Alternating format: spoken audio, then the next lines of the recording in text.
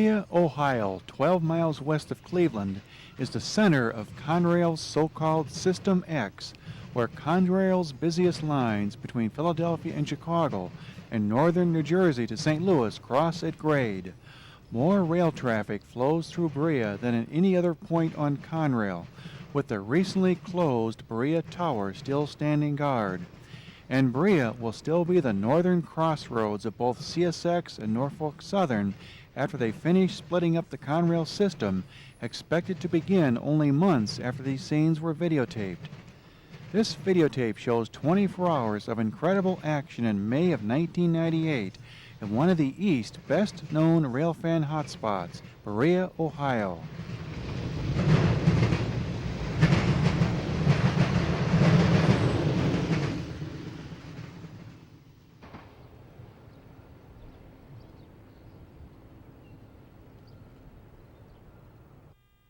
West of Berea, Conrail's Chicago line extends 329 miles to Chicago, and Conrail's Indianapolis and St. Louis lines extend 508 miles to East St. Louis.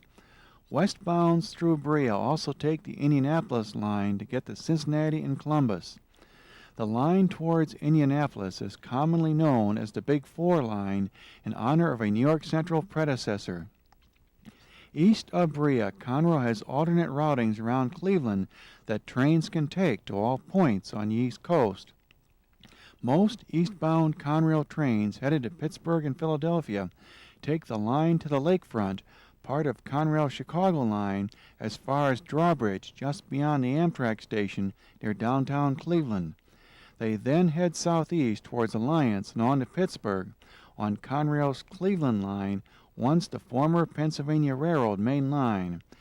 Trains bound for Boston and northern New Jersey via the former New York Central main line head straight east at Drawbridge towards Buffalo.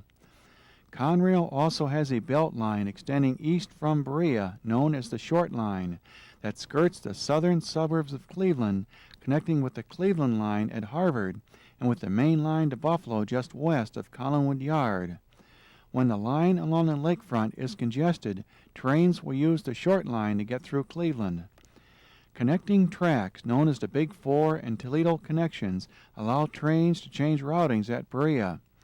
40 years ago, the Toledo connection was 4 tracks wide, as passenger trains took it and the Short Line to reach the long-closed Cleveland Union Terminal passenger station.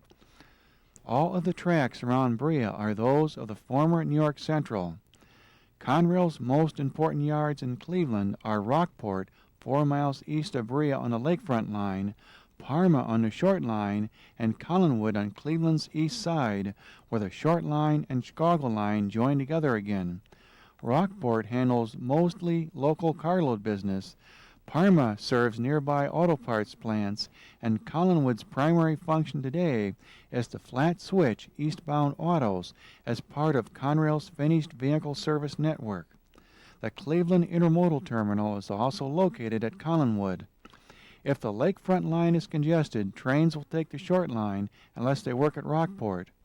Also, any trains working at Parma take the Short Line. As this narration was being written in July of 1998, CSX and Norfolk Southern were expected to shortly announce the date when they would take control of Conrail and begin redrawing the railroad map of the East. NS gets the former New York Central, Chicago, and Lakefront lines west of Drawbridge, and the former Pennsy, Cleveland, and Fort Wayne lines to Pittsburgh and Philadelphia, while CSX gets the former NYC lines to Indianapolis and St. Louis, the Short Line, and the former New York Central Chicago line east of Drawbridge to Buffalo and beyond to Boston and northern New Jersey. Both railroads will have trackage rates on each other's routes through Cleveland, but most CSX trains are expected to take the Short Line to Collinwood, skirting the south side of Berea Tower, while most NS trains will take the lakefront line on the north side of the tower as far as Drawbridge. A connection will be built at Clogsville, east of Rockville, where a secondary line goes under the current NS Chicago to Buffalo main line, putting even more NS trains through Berea. Berea will be just as important to Conrail's successors as it was to Conrail in May of 1998, when we recorded this action. In May of 1998, most fans were parking in a vacant lot southwest of the tower. On clear weekends, this lot is full. Unfortunately, this space will have a new building on it by the time this tape is released and no longer be available to rail fans. Here is a view of Berea Tower looking west. The lakefront line, which becomes 2 tracks just beyond the tower, is on the right, and the Toledo connection and Big 4 track leading to the short line are behind the tower.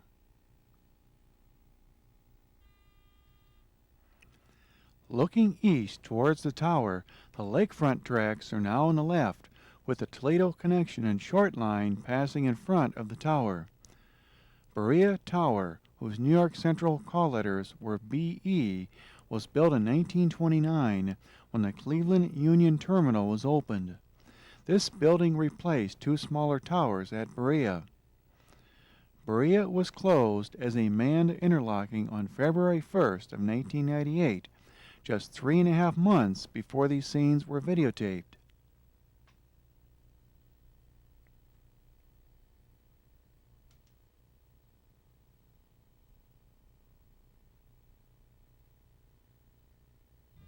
Our first train shot from the Railfan parking lot is an eastbound off of the Chicago line at 6:45 a.m. on Saturday, May 23, 1998.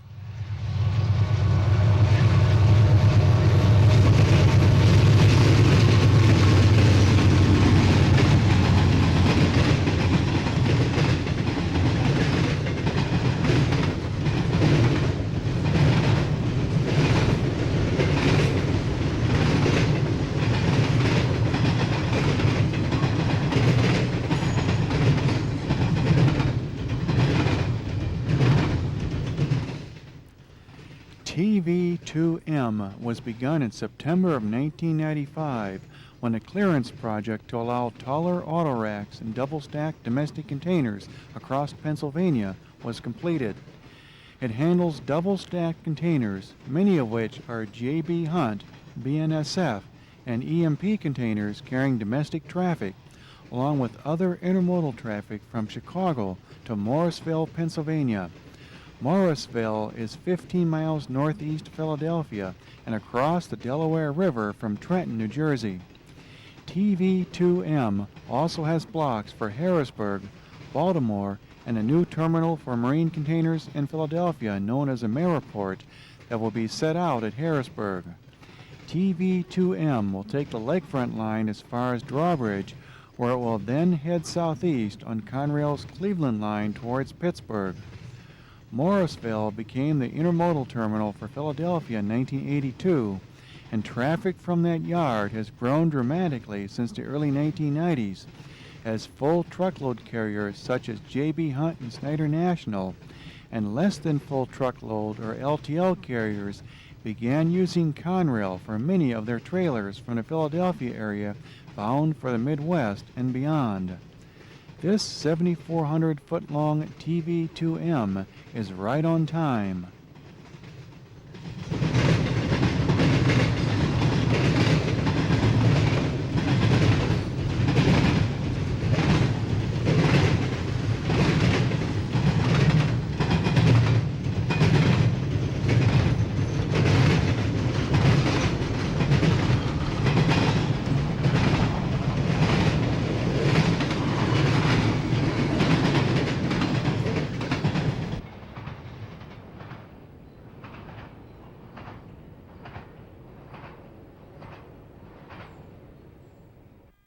Five minutes later, a crew whose time has expired is taken off of an eastbound empty coal train sitting in the 18,000-foot-long controlled siding on the north side of the Chicago line. This train will still be waiting for a new crew 24 hours from now. Another eastbound on the Chicago line is next at 7:21 a.m.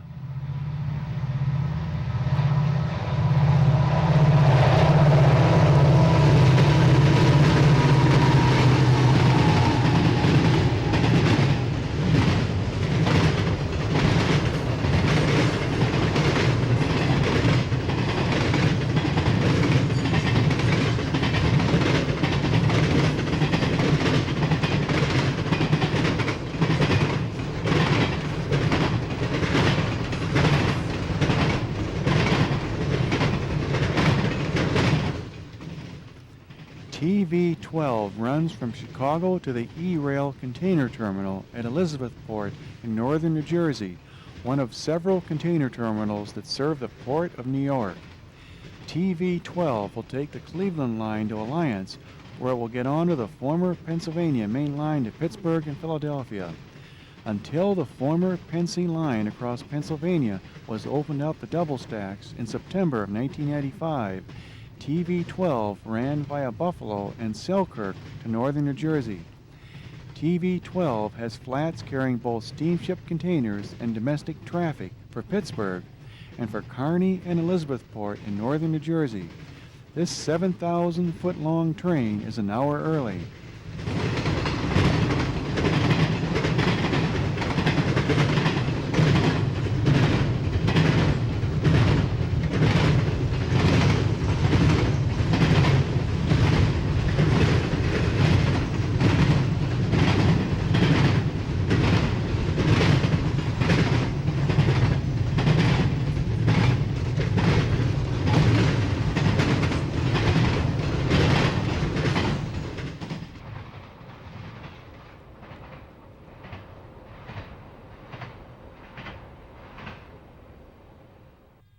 "15 minutes later, TV-78 charges through Berea.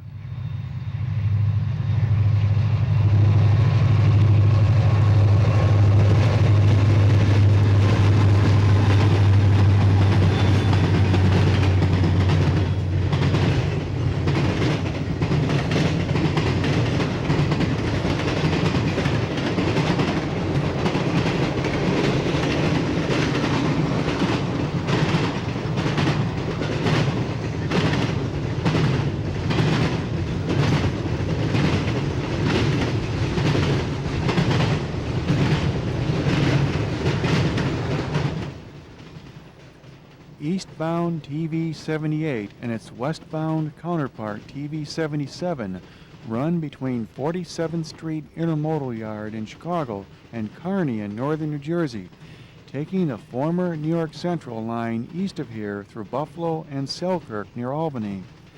They were begun shortly after TV-11 and TV-12 were moved off of this former New York Central water level route across New York State to the former Pennsy main line through Pennsylvania in the fall of 1995. This 6,500-foot TV-78 is right at the 40-mile-an-hour limit on the number 2 track or south track through Berea and is mostly trailers for the New York metropolitan area. It is nearly an hour ahead of its relatively slow 31.5-hour schedule between Chicago and North Jersey.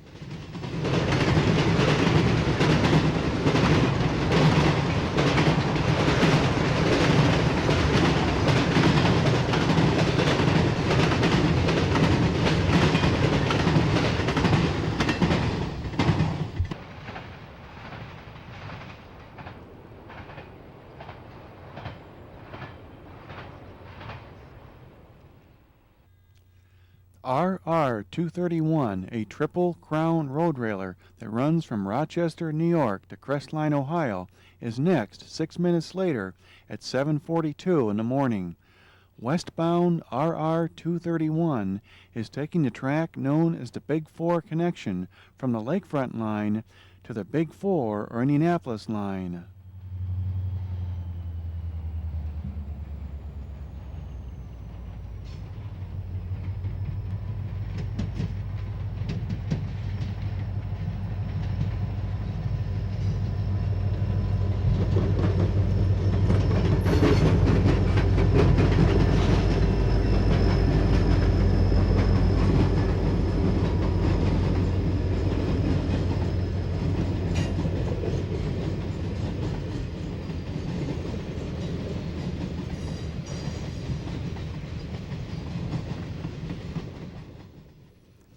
Crestline is 63 miles southwest of here. 5 years ago, Conrail bought half of the Triple Crown road railer business from Norfolk Southern. A new terminal was opened at Crestline, where Conrail's Indianapolis and Fort Wayne lines intersect, and a pair of road railers were added between Crestline and a new road railer terminal in Rochester in November of 1984. This train is unusual in that it is an hour and a half late. The eastbound counterpart to this train, RR 232 between Crestline and Rochester, doesn't run on Saturdays.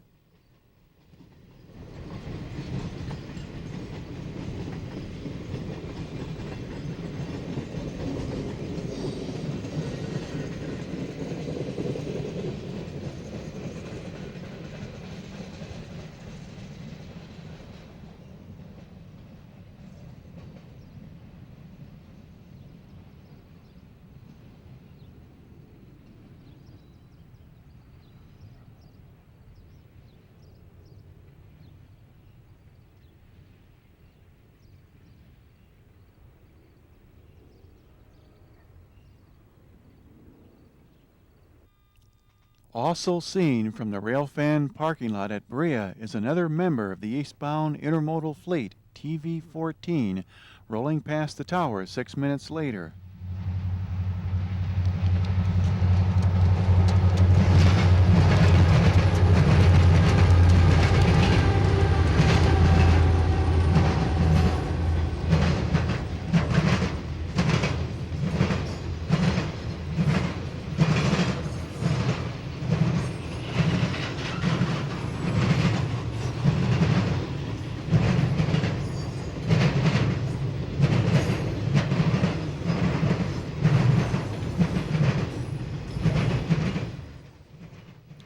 This 7,200-foot-long TV-14 is right on time, with trailers and a few containers from Englewood Yard in Chicago and from Toledo for Syracuse, New York, and West Springfield, Worcester, and Boston in Massachusetts.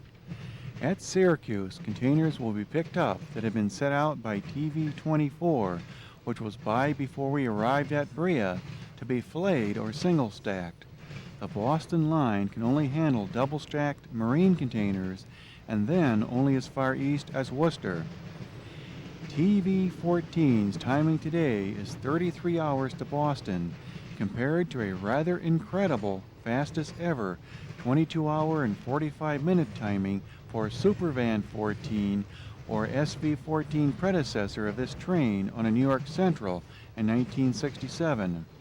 SV-14 was never as heavy as many of Conrail's intermodal trains of today, and Conrail's Chicago line is also much more congested today, with half again as many trains on it as it had in the late 1960s in the heyday of the Supervan trains. And the New York Central's timekeeping wasn't anywhere near as good then as Conrail's is today.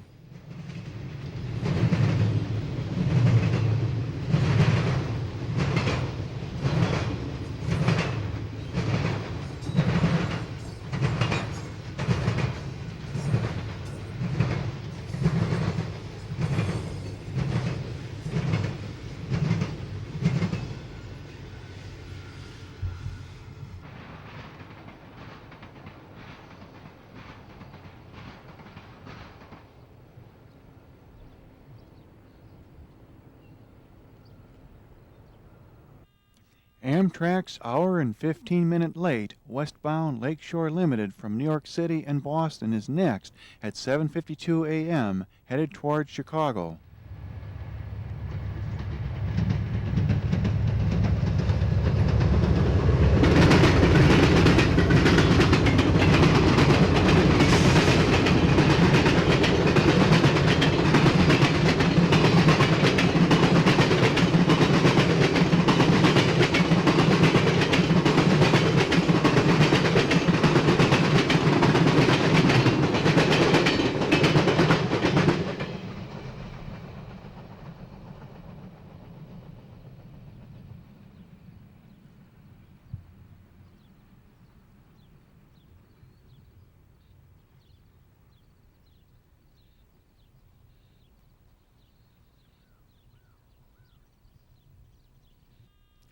Our first ML, or multi-level auto train, is next, accelerating from a stop 10 minutes later at 8:02 a.m.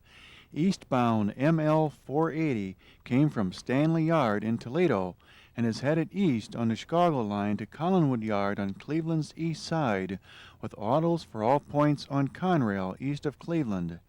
After being reblocked, ML 480 will then head east to Doremus Avenue in Newark, New Jersey.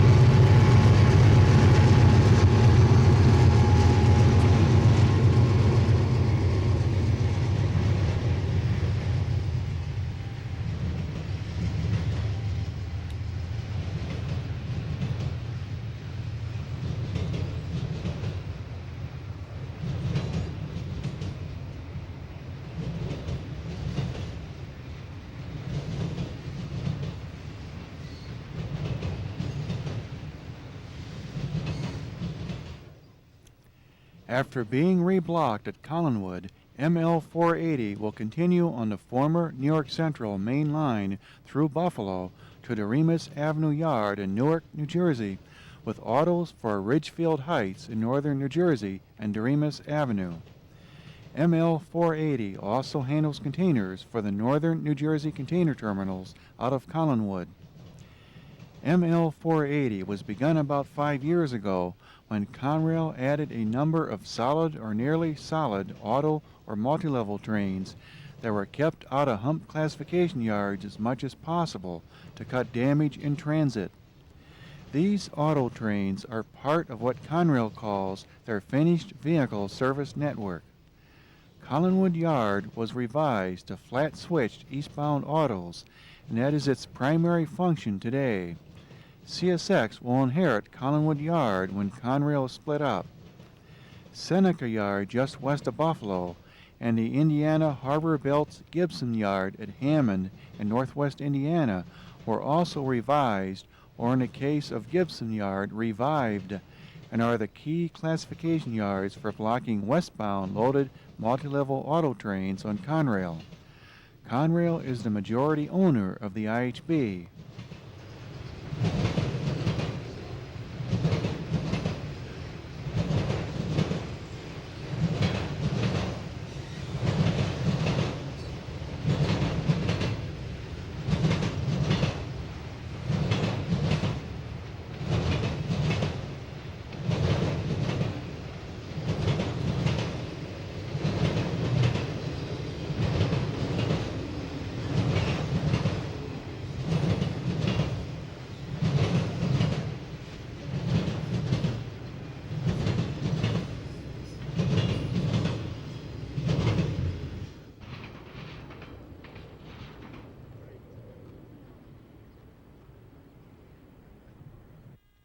Eastbound TV-22 was right behind the auto train and accelerates from a stop 12 minutes later at 8:14 a.m.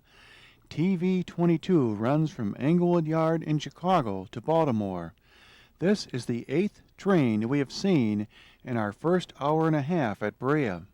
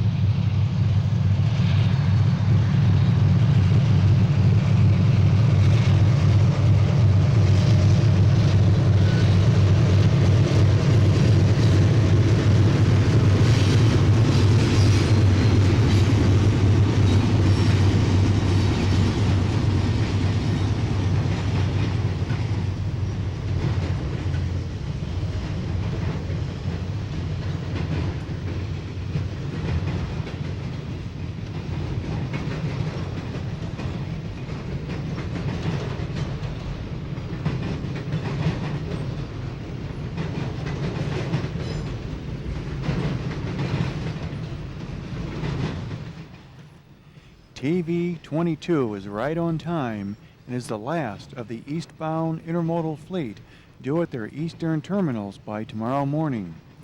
TV-22 has flats for Allentown, Pennsylvania that will be set out at Harrisburg, and flats for Baltimore where TV-22 is headed.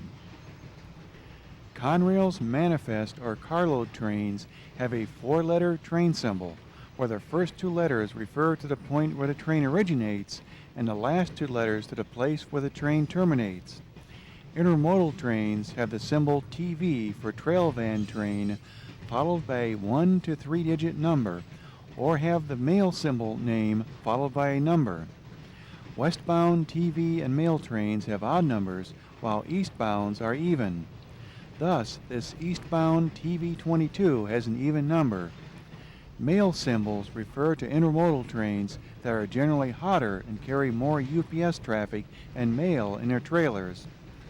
TV and mail trains may have an additional letter denoting the origin or destination, such as M for Morrisville. The letter RR is used for road railer trains, followed by a 3-digit number. ML symbol trains are multi-level or auto trains. The train symbols for coal and empty hopper trains and other unit trains are more complicated and will be described later.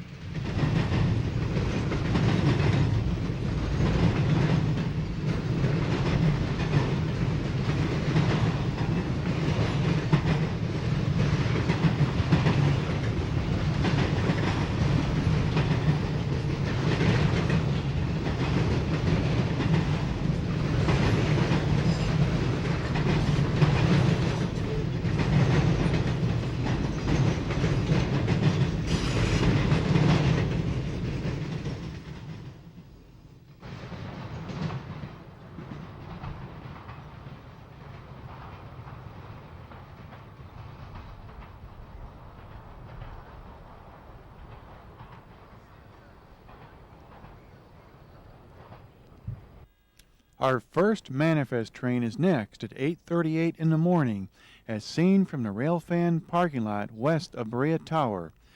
PIPRs come up the Fort Wayne and Cleveland lines from Conway Yard west of Pittsburgh to downtown Cleveland and is heading west on the Chicago line.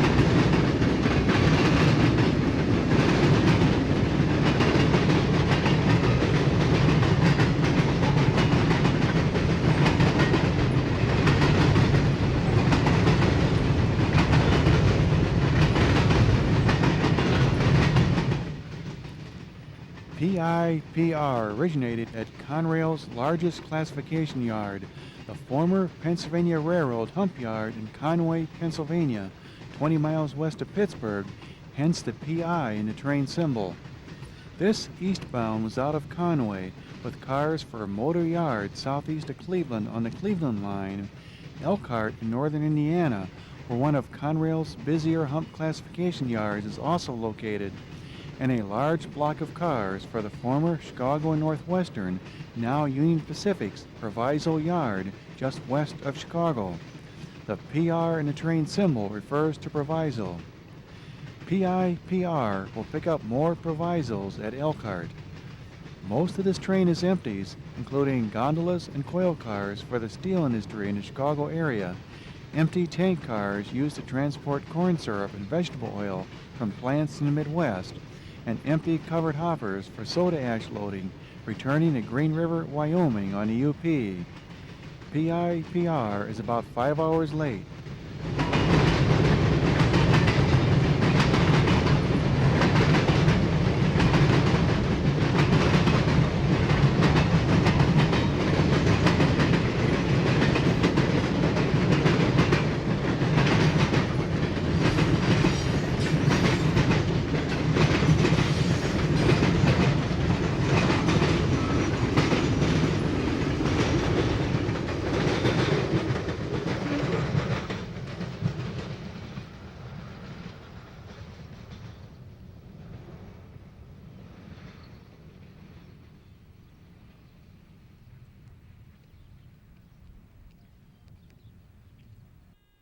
A westbound manifest behind Union Pacific Power that is headed to the Big Four or Indianapolis line is next at 9:10 a.m.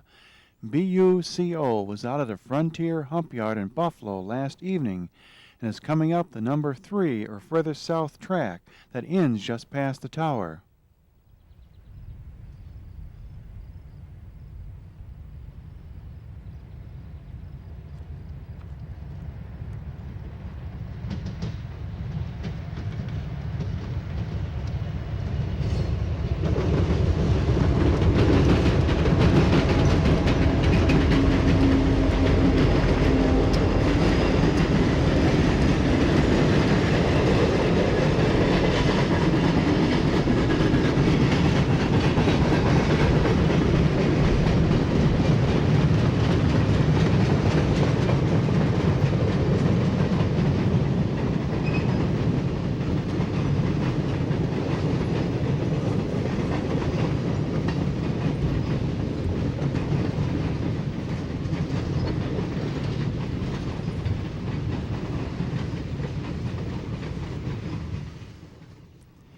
BUCO is traversing the Big Four connection track west of the tower that leads to the Indianapolis line.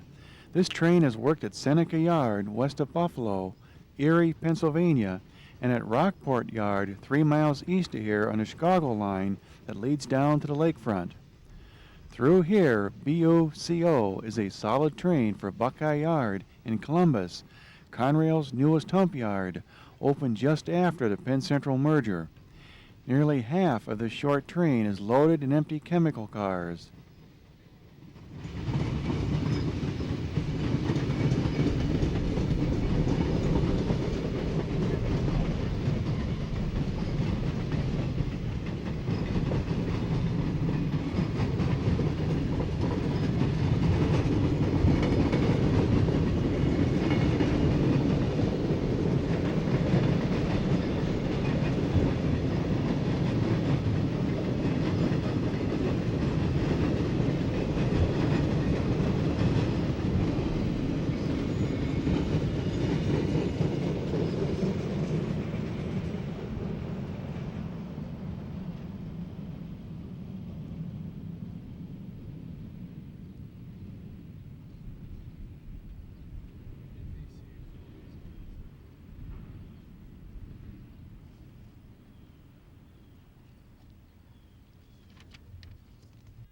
After nearly an hour break, a good-sized westbound manifest is next on the Chicago line at 10:08 a.m., running on the number 2 or south track that is used most often by eastbounds.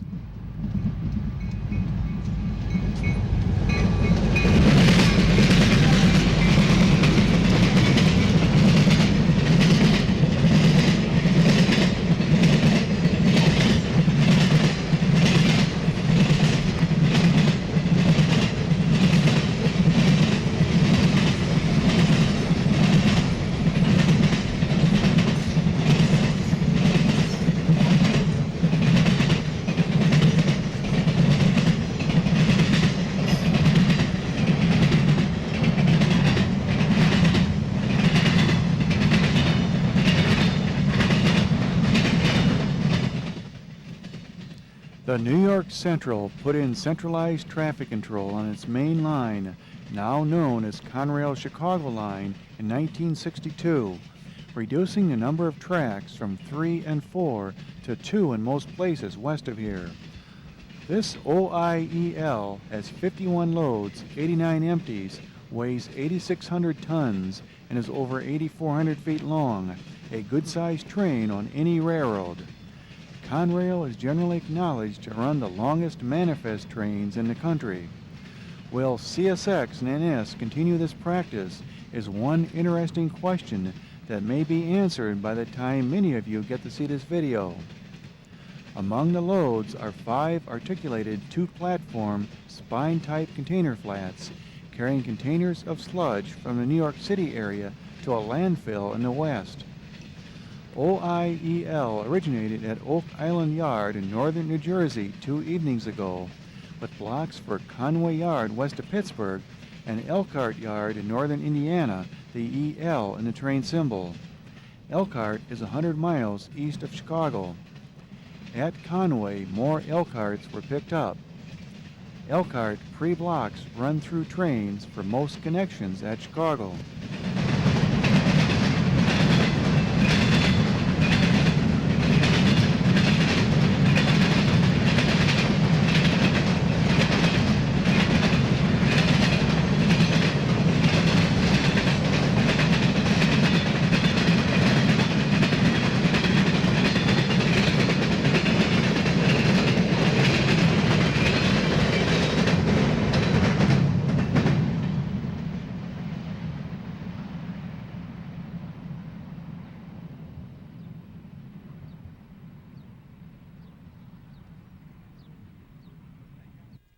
Another huge manifest is next at 10:59 a.m., this time an eastbound on the Chicago line.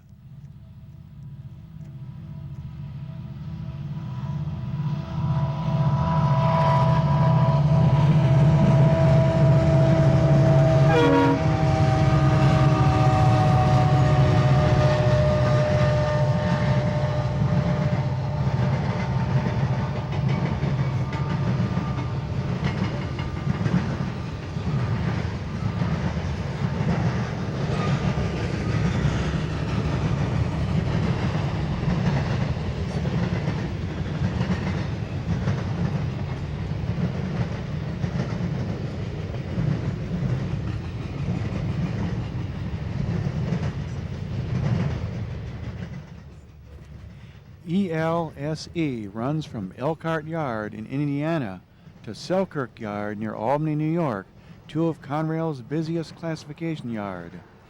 ELSE has loaded and empty autos for Collinwood Yard to Flat Switch, and blocks for DeWitt Yard in Syracuse and for Selkirk, where most of this train is headed. By anyone's standards, this is a decent-sized train with 105 loads, 25 empties, and 11,800 tons. ELSE is also nearly 9,000 feet long. After many years of trying, the New York Central and Pennsylvania Railroads merged to form Penn Central in February of 1968. Just over 2 years later, they went bankrupt, in the largest bankruptcy up to that time.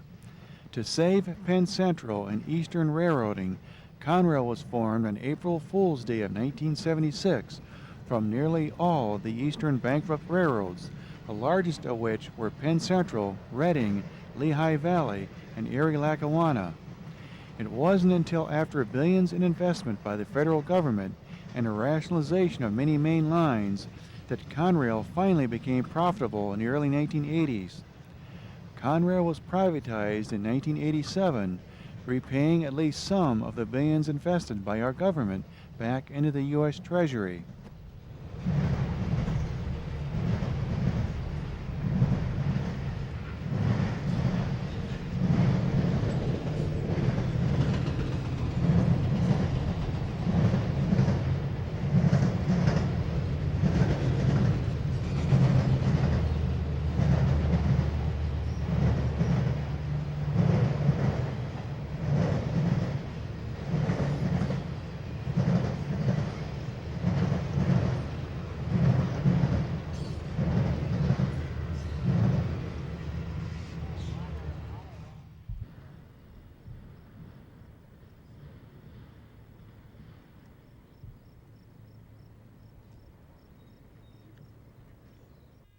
At 11:27 a.m., a westbound manifest climbs up from the lakefront on the Chicago line behind UP and BNSF Power.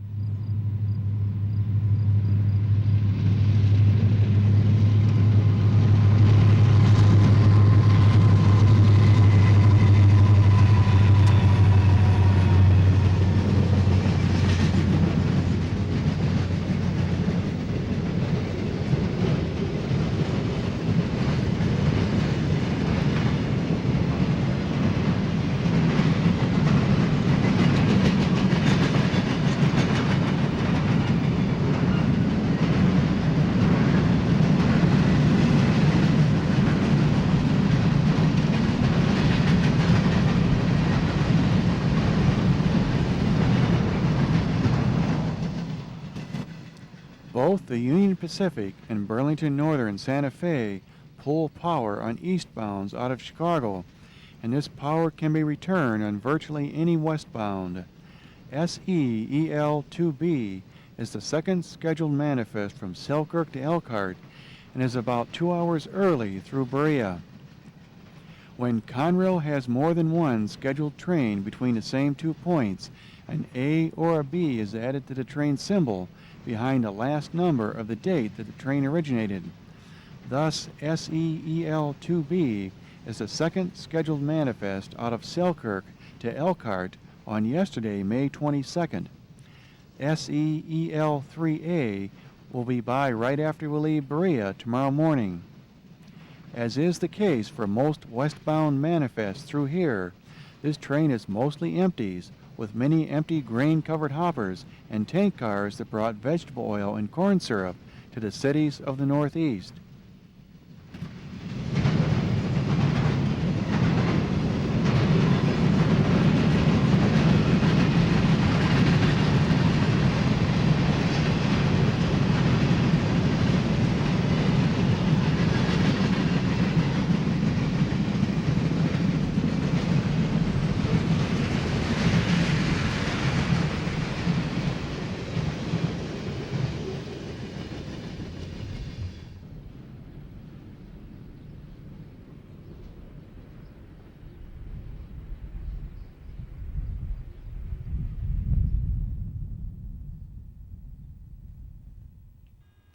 An extra westbound auto train is next 20 minutes later.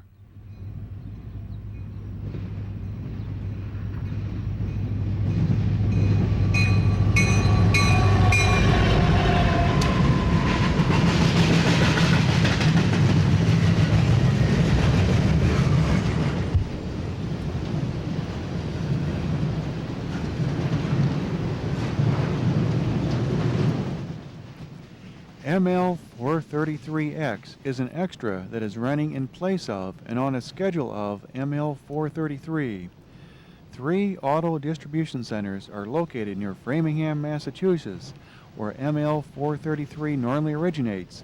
This train probably came from Seneca Yard west of Buffalo, which reblocks westbound auto trains, thus the X after the train symbol. ML433X is headed to Sterling, Michigan, north of Detroit.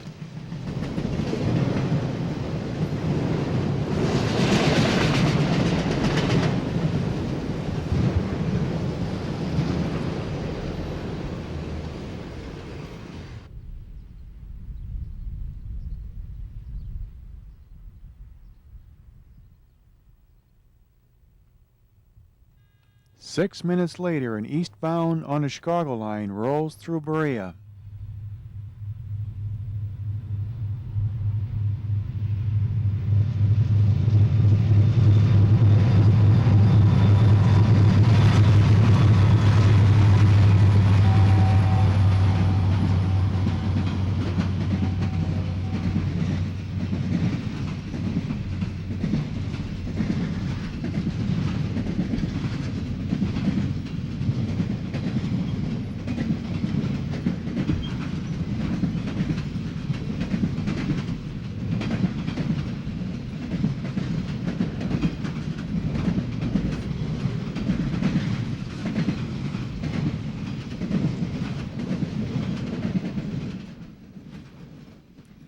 TV10 is one of Conrail's most important eastbound intermodal trains, leaving Chicago early in the morning with trailers, including many belonging to United Parcel Service and other truckers, for ramps on the Boston line and for North Bergen in northern New Jersey. On days when traffic is heavy, this train runs in 2 sections for North Bergen and Boston.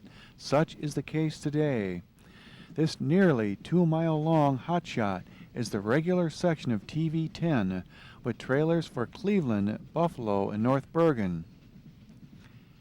After a couple of unsuccessful attempts by Norfolk Southern to buy Conrail, Conrail agreed to be acquired by CSX 2 years ago.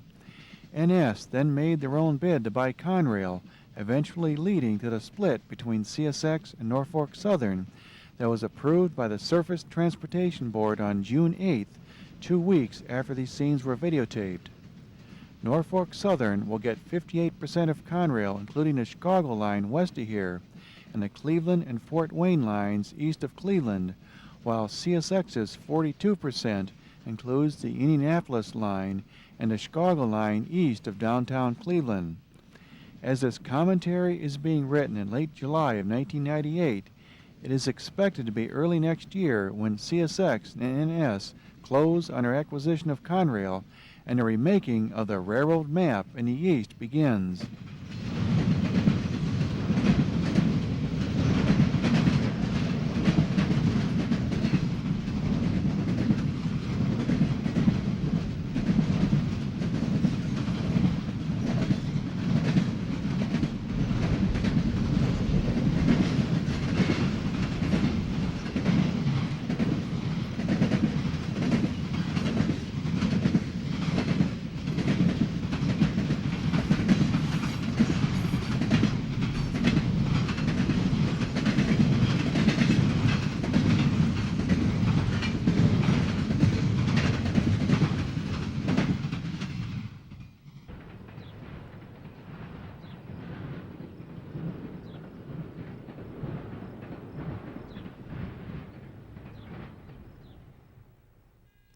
Our first coal train accelerating from a stop at 12:09 p.m.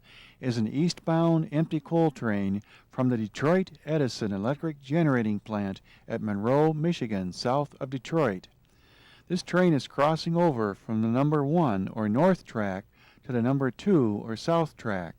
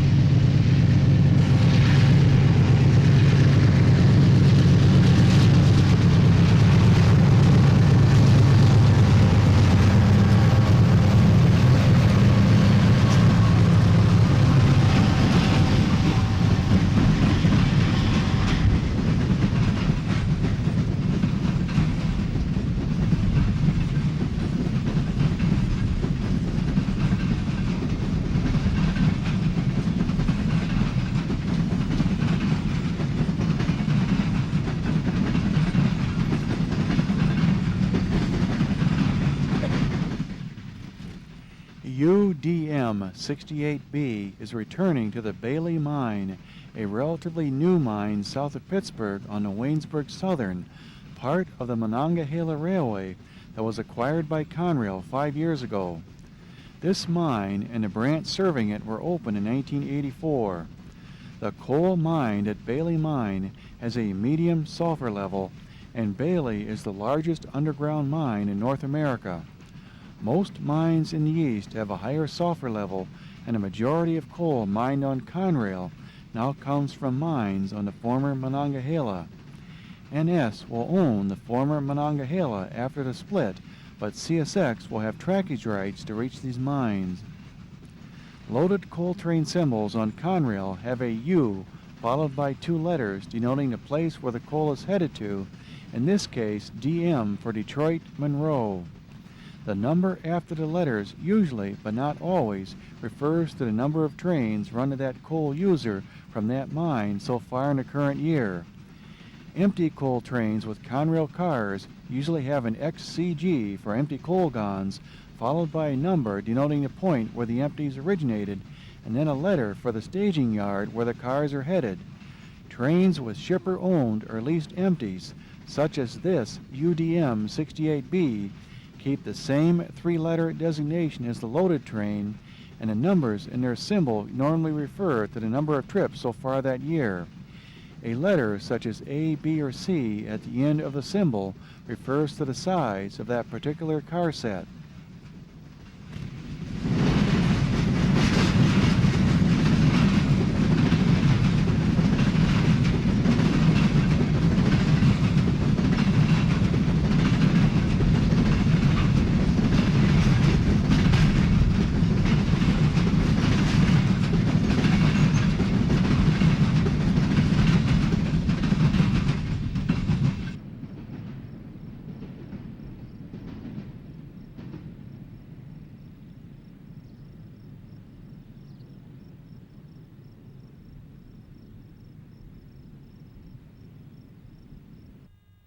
An eastbound intermodal train off the Big 4 line is next at 12:20 p.m. TV6 will take the Big 4 connector to the Lakefront line.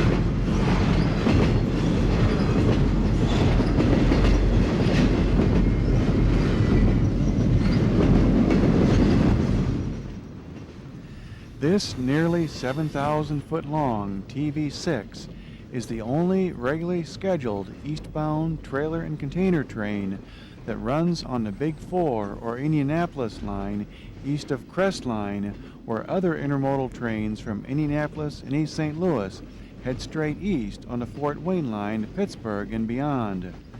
TV6 is the first eastbound intermodal out of East St. Louis in the early evening, but acts as a sort of local, setting out and picking up at several points en route and detouring via Columbus, not arriving at its terminus of Boston until late in the second afternoon. TV6's primary function is to handle all intermodal traffic from East St. Louis, Indianapolis, and Columbus that is headed to all ramps in the east reached by Conrail Chicago line. East of Syracuse, where containers for the steamship company container terminals in northern New Jersey are dropped off, TV6 is a solid train for West Springfield, Worcester, and Boston. In spite of its not-too-speedy timing, TV6 has a number of UPS, J.B. Hunt, and Snyder National trailers on it. TV6 is an hour early through Berea.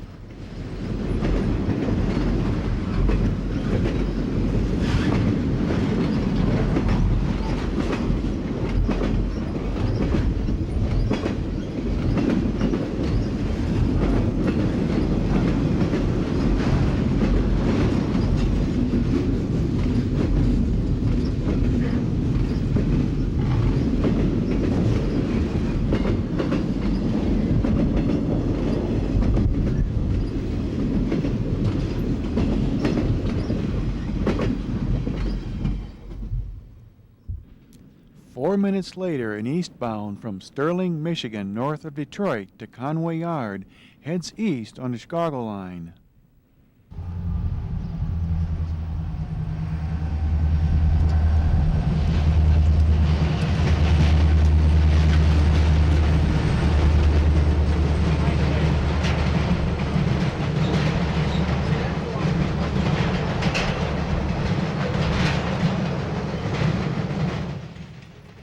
STPI has set out blocks for Buffalo and Selkirk west of here for other trains to pick up, and will pick up cars for Pittsburgh at Rockport and at Bedford on the Cleveland line.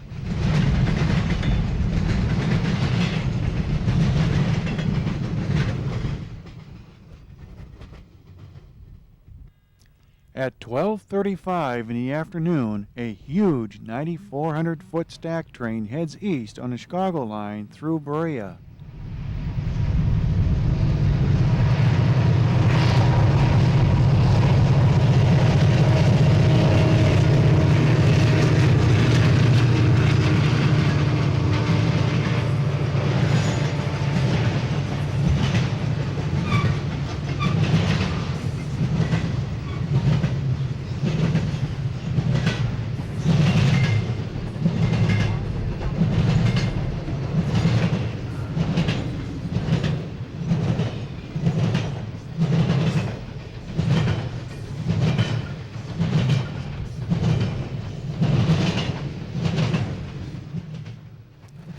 TV 204 was due out of Ashland Avenue Yard in Chicago early this morning and is about 2 hours late. This nearly 9,000-ton train has a horsepower to tonnage ratio of less than 1. Ashland Avenue is where the Western Railroads hand over much of their steel-wheeled interchange to Conrail in Chicago. TV 204 has blocks for Cleveland, Syracuse, where any containers for ramps on the Boston line are set out, and for the container terminals at Croxton and Kearney in northern New Jersey, where it terminates. This train is all marine containers belonging to a number of steamship or container companies. The Chicago line east of here and the river line along the west shore of the Hudson River between Selkirk Yard and the terminals in northern New Jersey had their clearances increased twice in the late 1980s and early 1990s, and this routing can handle the taller domestic containers double-stacked.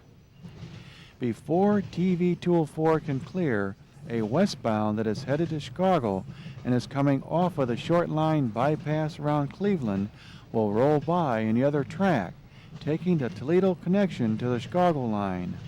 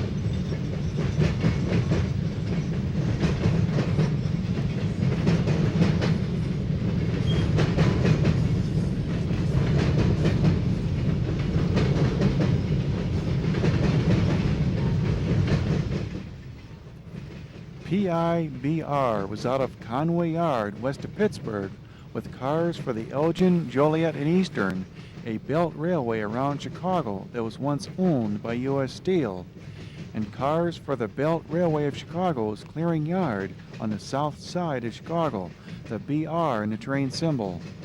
Many of the empty and scrap metal containing gondolas on this train will be set out at Pine Junction in northwest Indiana for the EJ&E to deliver to the several steel mills in northwest Indiana.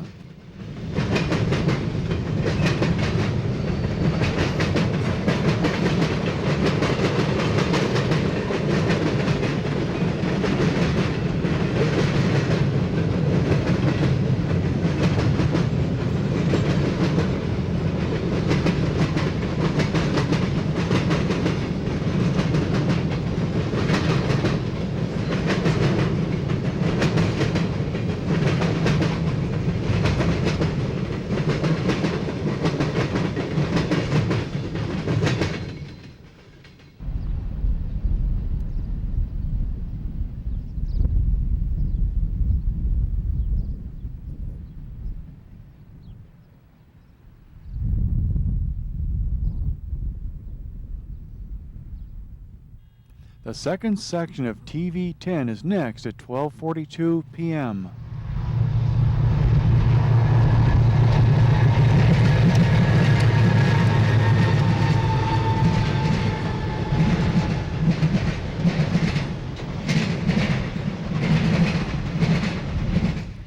This short eastbound TV10B is right on time with a number of hot truckers' trailers for West Springfield, Worcester, and Boston. When only one section of TV10 is run, this train originates at Selkirk off of TV10.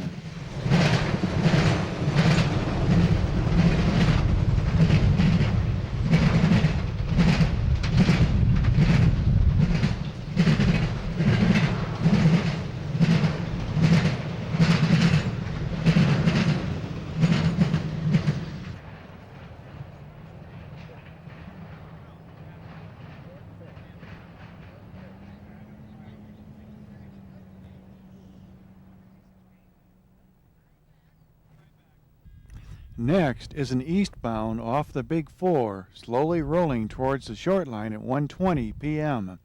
COBU is taking the short line because it will work at Parma Yard.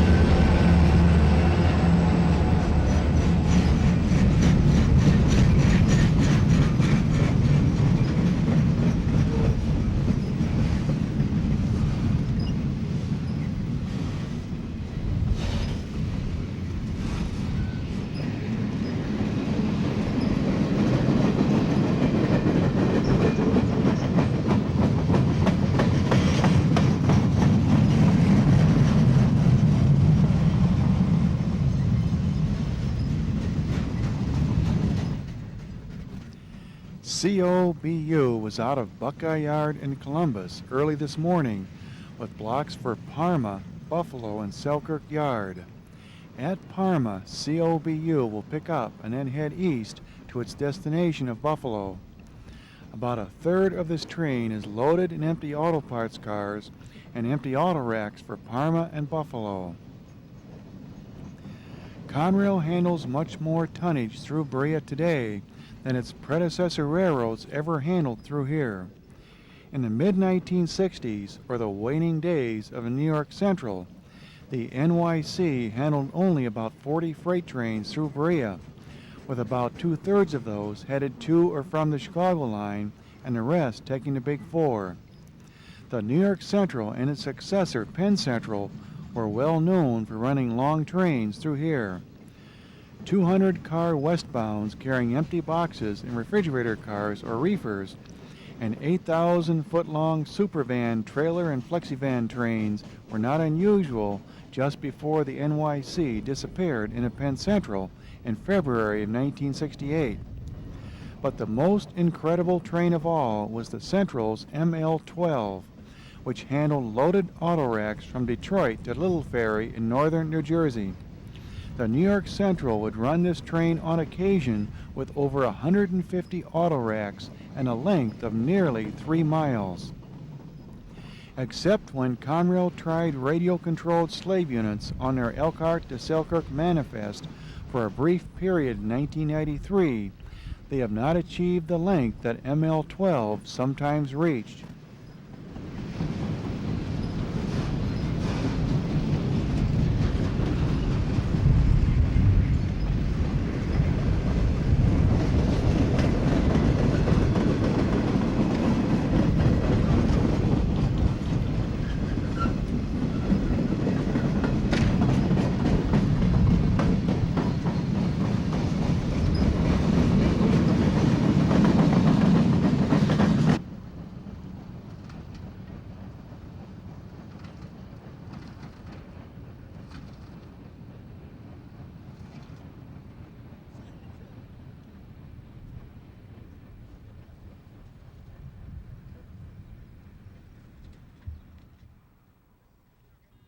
"12 minutes later, a westbound multi-level train on track number 3, the furthest south track that ends just west of the tower, gets the signal to proceed and heads around the curve on the Chicago line that leads past the tower. ML-403 is led by a gray Ballast Express C32-8 and a Burlington Northern SD40-2. West of the tower, ML-403 will take the Big 4 connection track that leads to the Indianapolis line.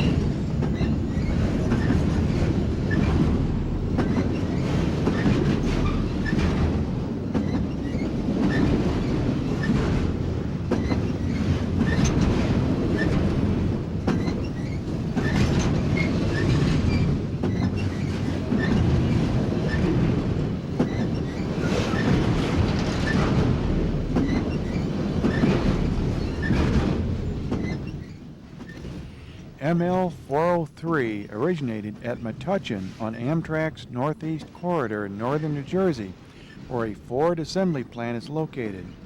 It then picked up at nearby Linden, where a GM assembly plant is located, and headed north on Conrail's River Line along the west shore of the Hudson River to Selkirk.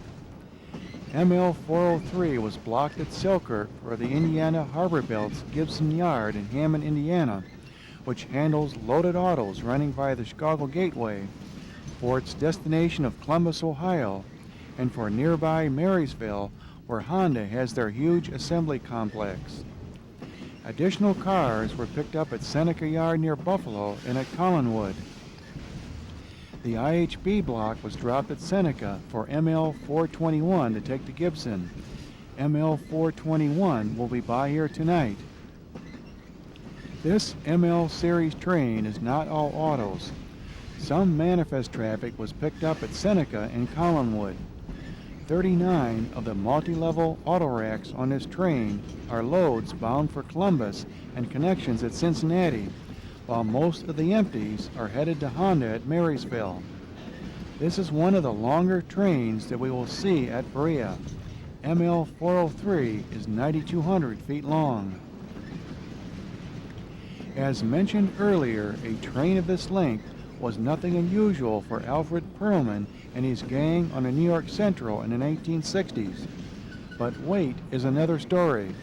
With the much larger cars of the day and the double-stacked containers, both the manifest and intermodal trains through here are much heavier today than in the last days of the New York Central. Manifest trains through Berea routinely run up to 16,000 tons, while train lengths on the manifest or auto trains that carry a lot of long cars or on intermodal trains can reach 13,000 feet long. Conrail will occasionally run double-stack trains that weigh over 12,000 tons, although these trains in the 200 series run on slower schedules than Conrail's mail trains and lower-numbered TV trains that are mostly trailers. Coal trains through here today are usually not over 15,000 tons. Until about 2 years ago, Conrail ran a Detroit Edison coal train through here with Detroit Edison-owned remote-controlled slave units that was typically 140 cars and over 18,000 tons. Radio-controlled slave units have not been used recently through Berea, but with the coming of NS and CSX, this could change again. NS routinely uses slave units on a few of their trains, although NS as a rule doesn't run manifest and intermodal trains as big as Conrail does. Before ML 403 can clear, an eastbound mail train on the Chicago line rolls by on a far track. Mail 8 runs via Pittsburgh and will get onto the Cleveland line at Drawbridge.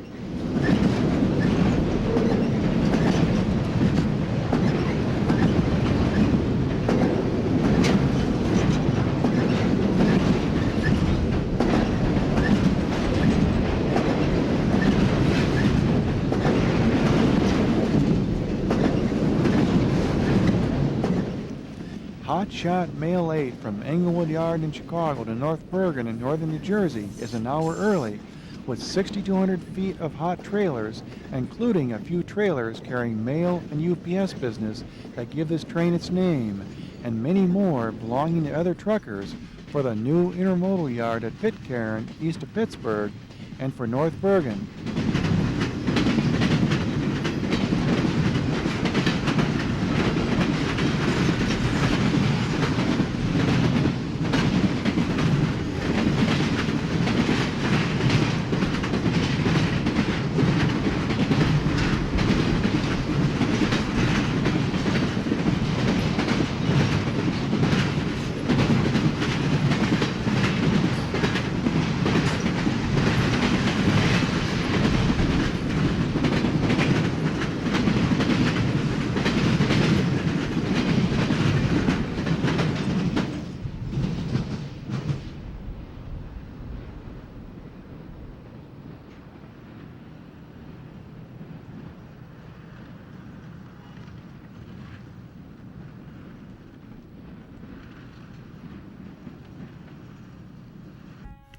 The first member of the westbound intermodal fleet out of terminals on the East Coast last night is next at 1:53 p.m., led by a pair of SD-50s. TV-77 from Kearney in northern New Jersey is rolling past Berea Tower, also known by its call letters of BE, at 42 miles an hour.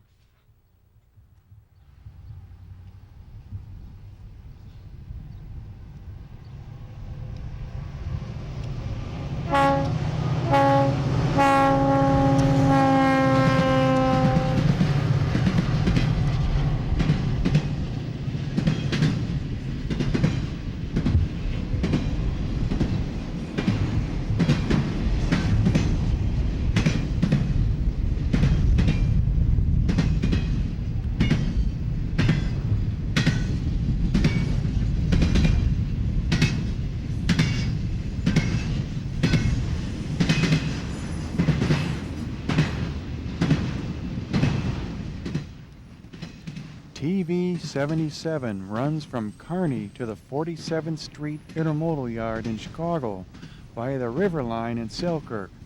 At times in the past, this train or its eastbound counterpart, TV-78, have taken the former Erie-Lackawanna Southern Tier Line across New York State between Buffalo and New Jersey. TV-77 set off flats for ramps on the Indianapolis and St. Louis lines at Syracuse for TV-5 to pick up, and picked up additional traffic there and at Buffalo. TV-77 is over 3 hours early.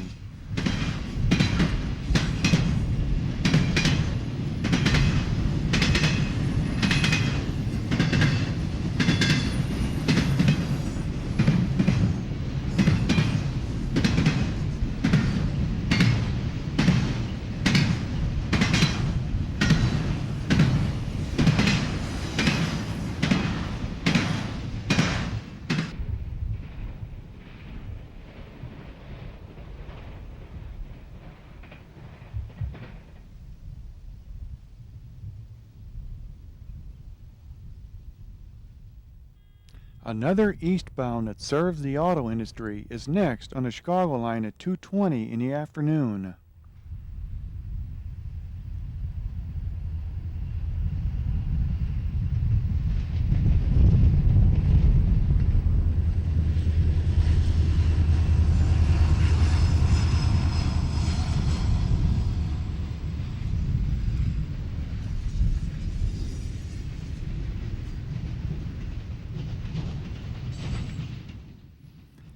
TOMT is mostly auto parts from Toledo, the TO in the train symbol, Sandusky, and Fairlane for assembly plants on the East Coast. TOMT is right on time.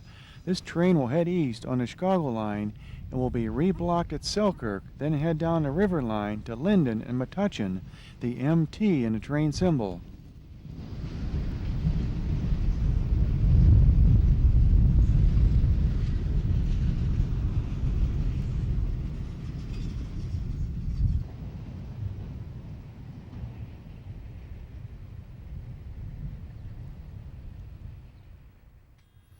Ten minutes later, an unusually small TV-11, the second member of the westbound intermodal fleet, comes off of the short line and takes the Toledo connection to head west on the Chicago line.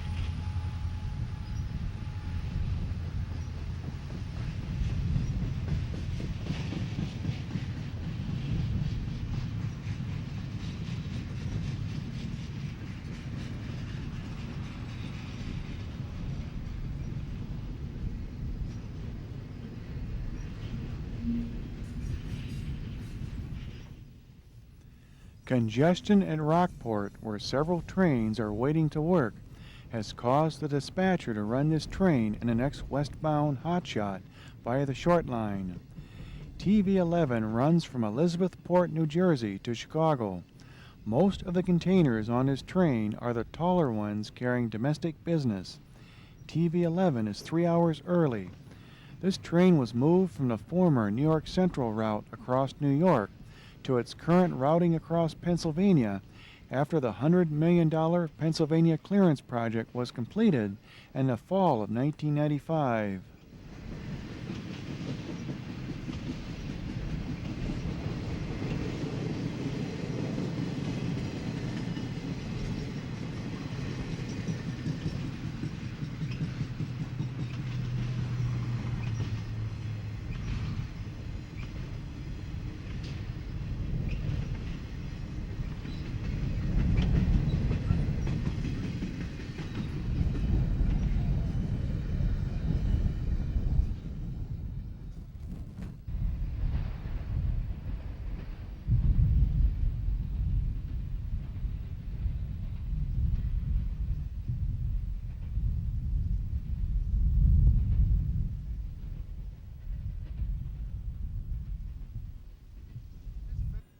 An hour later at 3:28 p.m., another westbound heads off of the short line.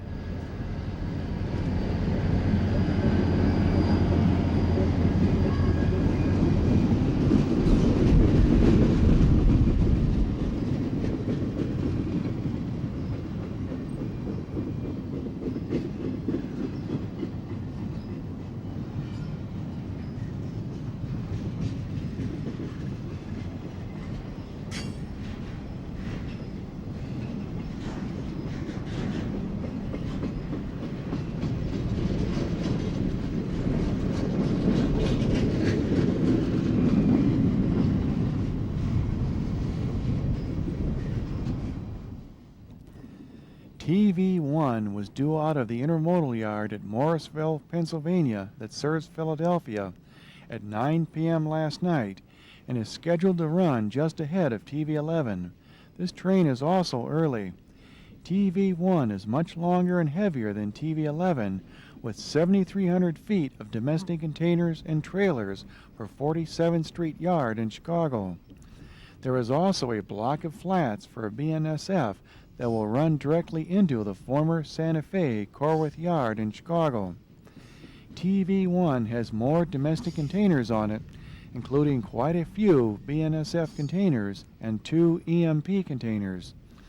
EMP stands for Equipment Management Program and is a pool of domestic containers currently owned by Conrail, Norfolk Southern, and Union Pacific.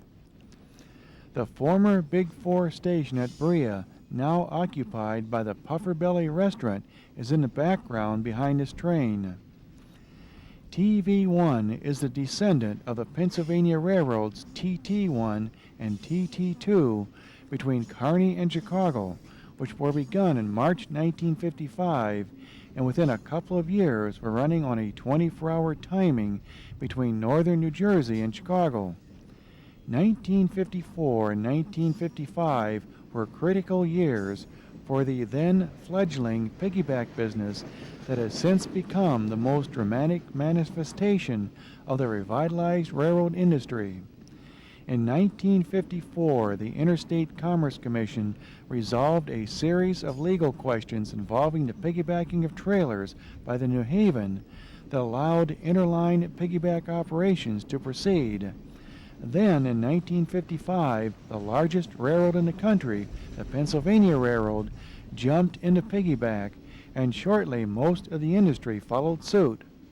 Since then, the eastern terminal for this train has been moved to Morrisville, northeast of Philadelphia. Its routing west of Alliance changed to run via Cleveland and the former New York Central, and its schedule slowed by about 6 hours, but this is still an impressive train. And Conrail does a much better job of meeting its advertised schedules than the Pennsy or the New York Central of the 1960s.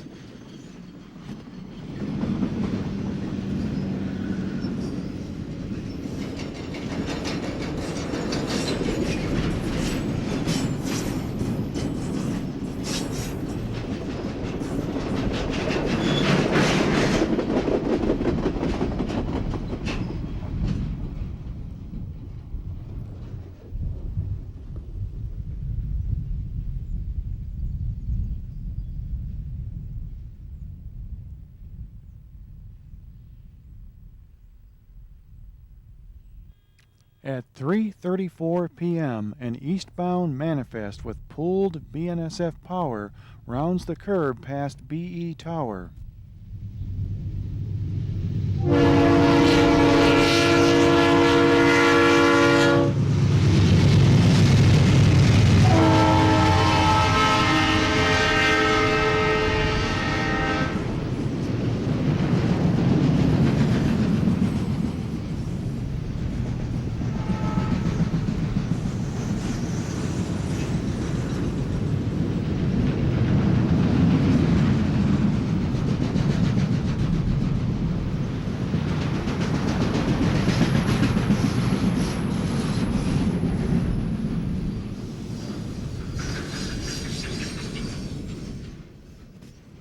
SFSE was begun last September when Burlington Northern Santa Fe began to terminate more trains at their newly enlarged yard in Galesburg, Illinois. At that time, a second pair of BNSF Conrail pool trains were begun, including this eastbound from Galesburg to Selkirk via Streator and Kankakee. SFSE has quite a few insulated boxes carrying wine and canned goods from California for points in the east. This train bypasses Elkhart Yard. A block for Conway Yard was set out earlier for TOPI to pick up and take to Conway. SFSE is about 5 hours late.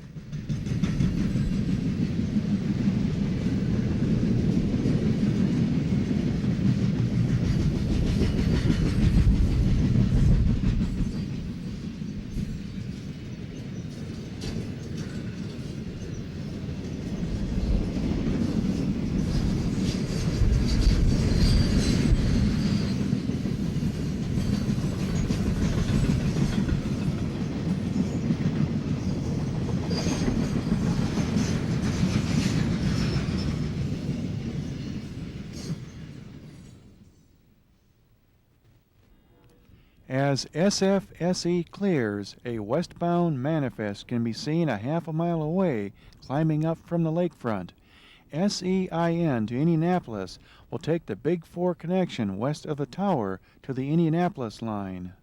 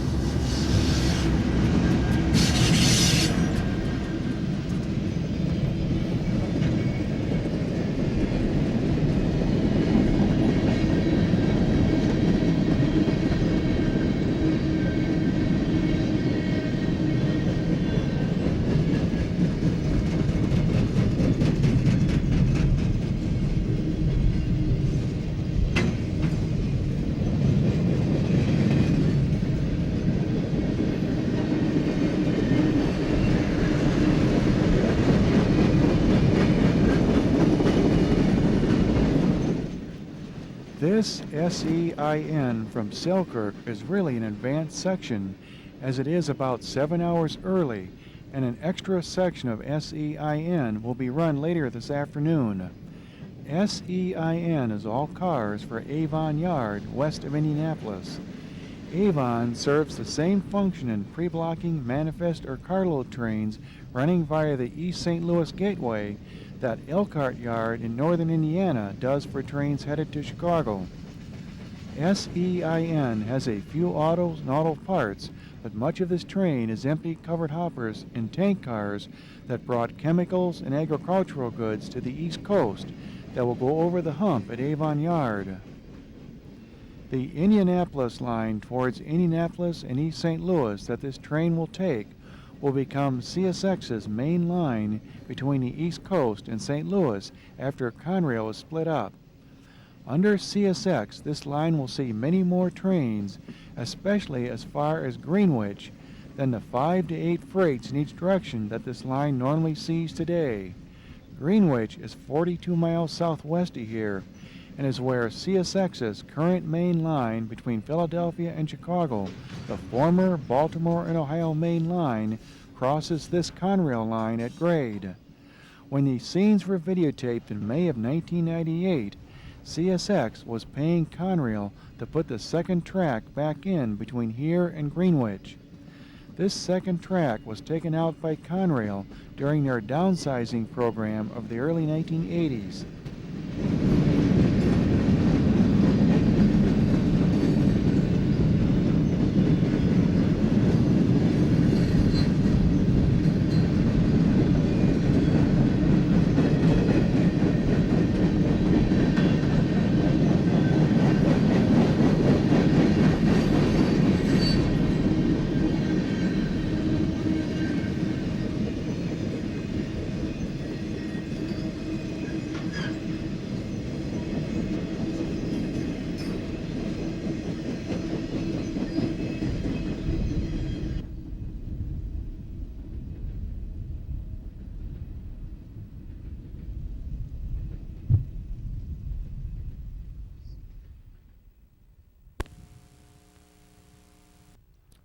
Another heavy eastbound manifest on the Chicago line that will take the Toledo connection to the short line is next at 4:18 p.m.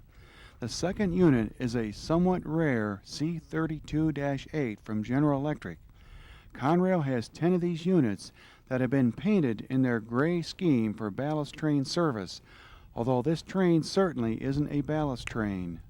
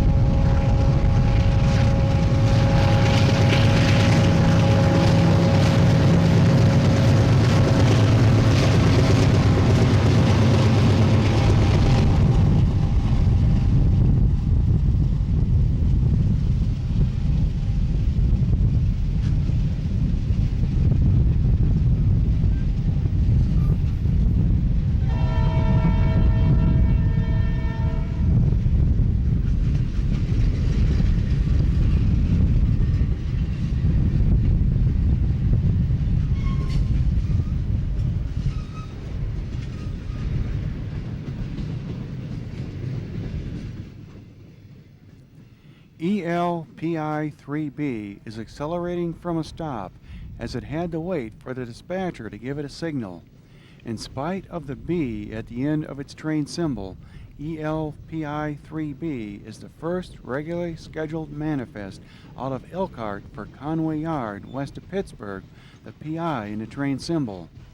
ELPI-3A is just over a half an hour behind this train. This train is mostly loads and is a solid train for Conway Yard. Half of this train is steel shapes and scrap metal in gondolas, or steel coils in gondolas, or riding on special coil flats. There are 5 integrated steel plants in northwest Indiana served directly by Conrail or through the Elgin, Joliet, and Eastern. ELPI-3B is right on time. Unlike its early competitors, the Baltimore and Ohio, Pennsylvania, and Erie railroads, the predecessors of the New York Central did not set out to build a line between New York and the Midwest. The New York Central wasn't formed until 1853, when several railroads operating between Albany and Buffalo in New York were consolidated under the New York Central name. The rail lines through here were built by the Lakeshore Railroad to Toledo, and the Cleveland, Cincinnati, Chicago, and St. Louis Railroad to Cincinnati in the early 1850s. The CCC in St. Louis has more often been referred to as the Big Four. In 1867, the Vanderbilts, who already owned the Hudson River Railroad, gained control over the New York Central system, and within 10 years, they had also taken over the Michigan Central, Michigan Southern, Lakeshore Railroad, and Big Four, which by then reached East St. Louis, completing the primary routes that would serve the New York Central and its successors for so many years. And now the railroad map of the East is about to be redrawn again.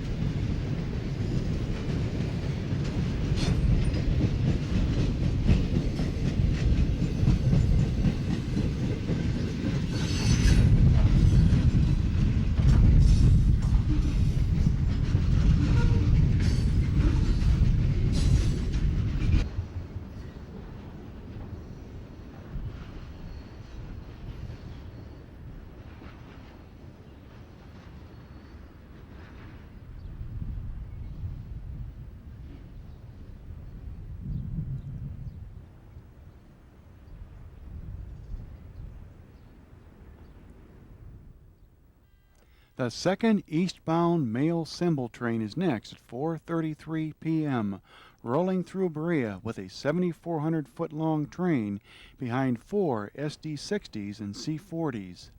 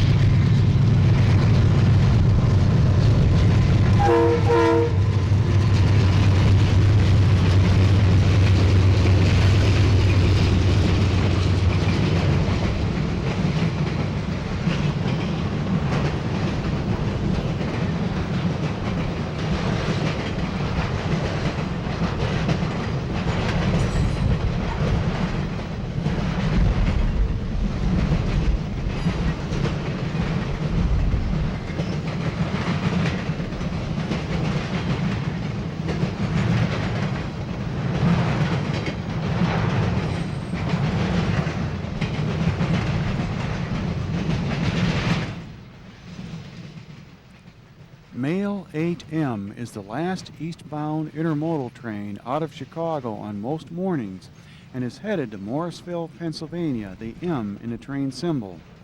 About half of this train will be dropped off at Harrisburg, Pennsylvania, the state capital, which has developed a growing intermodal business in its own right and is one of Conrail's larger intermodal terminals. Shortly after the formation of Conrail in 1976, the train symbols of some of the hotter intermodal trains were changed from TV for trail van to mail. Not all of Conrail's mail trains are carrying mail, but all of them have trailers belonging to or leased by UPS, which has eclipsed the U.S. Postal Service in recent years in the handling of small packages in this country. Mail 8M also has quite a few trailers belonging to less than full truckload or LTL carriers, roadway, consolidated freightways, and ABF. At Drawbridge near downtown Cleveland, the only manned tower in the Cleveland area now that Berea is closed, Mail 8M will head southeast on the Cleveland line, then east on the Fort Wayne line at Alliance towards Pittsburgh on the former Pennsy Main line. This and other trains running from Pittsburgh and Philadelphia to Chicago were moved to this routing via Berea in the early 1980s, allowing Conrail to eventually downgrade the western part of the former Pennsy Main line to Chicago.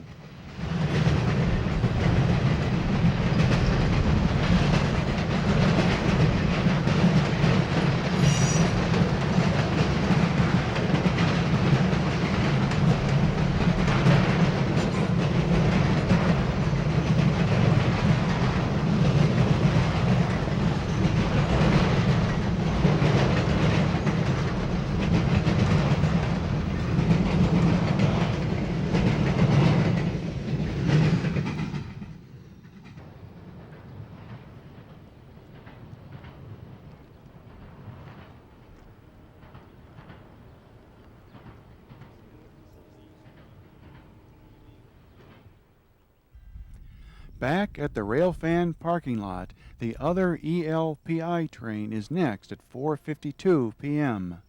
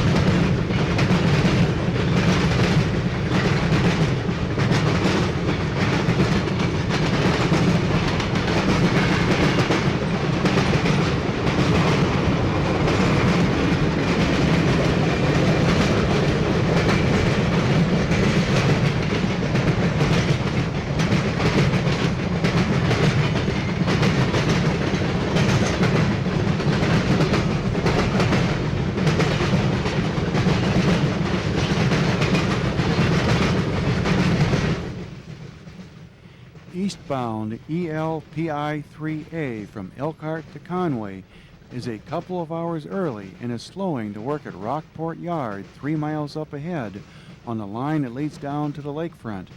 This is the size of train that Conrail likes to run. ELPI 3A has 119 loads, 18 empties, weighs just over 15,000 tons, and is nearly 8,400 feet long.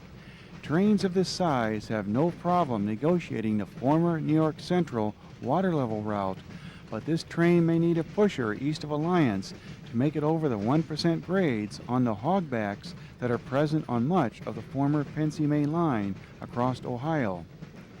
Besides cars for Rockport, this train has blocks for Motor Yard in Bedford up ahead on the Cleveland line and for Conway Yard, where this train is due tomorrow morning.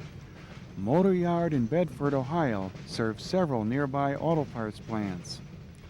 Just like the earlier ELPI 3B, half of the loads on this train are gondolas of scrap and steel coils. There used to be many more tracks through Berea. The Chicago line west of here used to be 3 and 4 tracks wide. In 1962, it was slimmed down to 2 tracks with a few controlled sidings left in place, such as the one that begins here. Centralized traffic control with both mains signaled in each direction and dispatcher-controlled crossovers were put in at the same time. In the early 1980s, the Big Four, or Indianapolis line west of here, was reduced to single track with long passing sidings. Ironically, CSX is currently paying Conrail to put the second track back in on the Big Four between here and Greenwich, where the CSX main line to Chicago intersects it, in order to handle the huge increase in traffic expected on that routing after CSX and NS split up Conrail.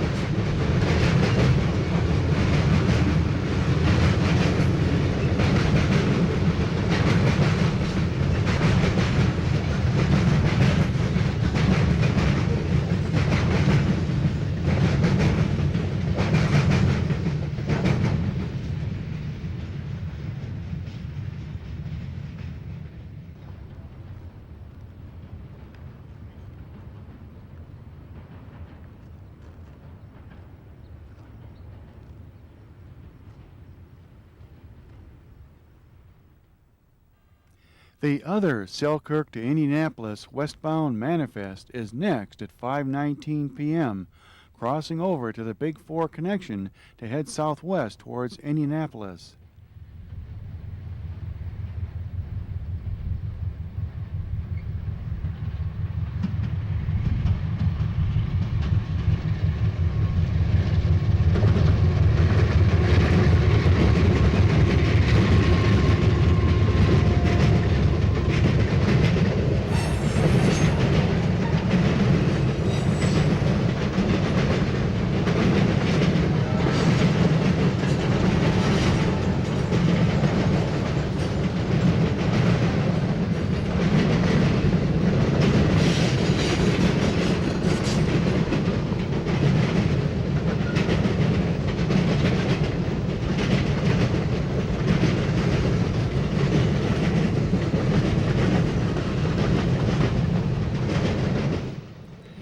SEIN 3X, the second or extra section of SEIN out of Selkirk early this morning to Indianapolis, has a medley of cars for Avon Yard in Indianapolis to sort.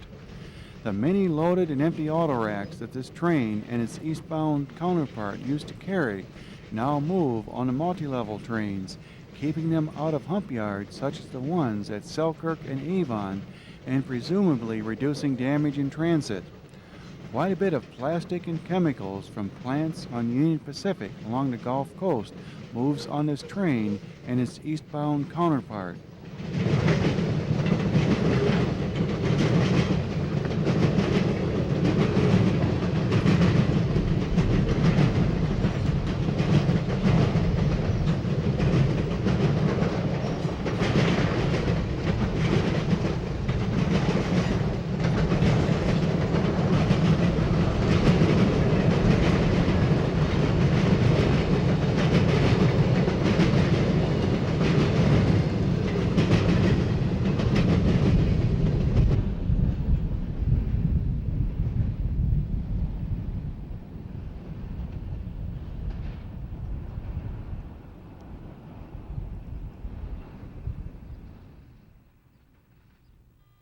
Another eastbound that handles quite a bit of automotive business will be next. 9 minutes later, TOPI accelerates from a stop.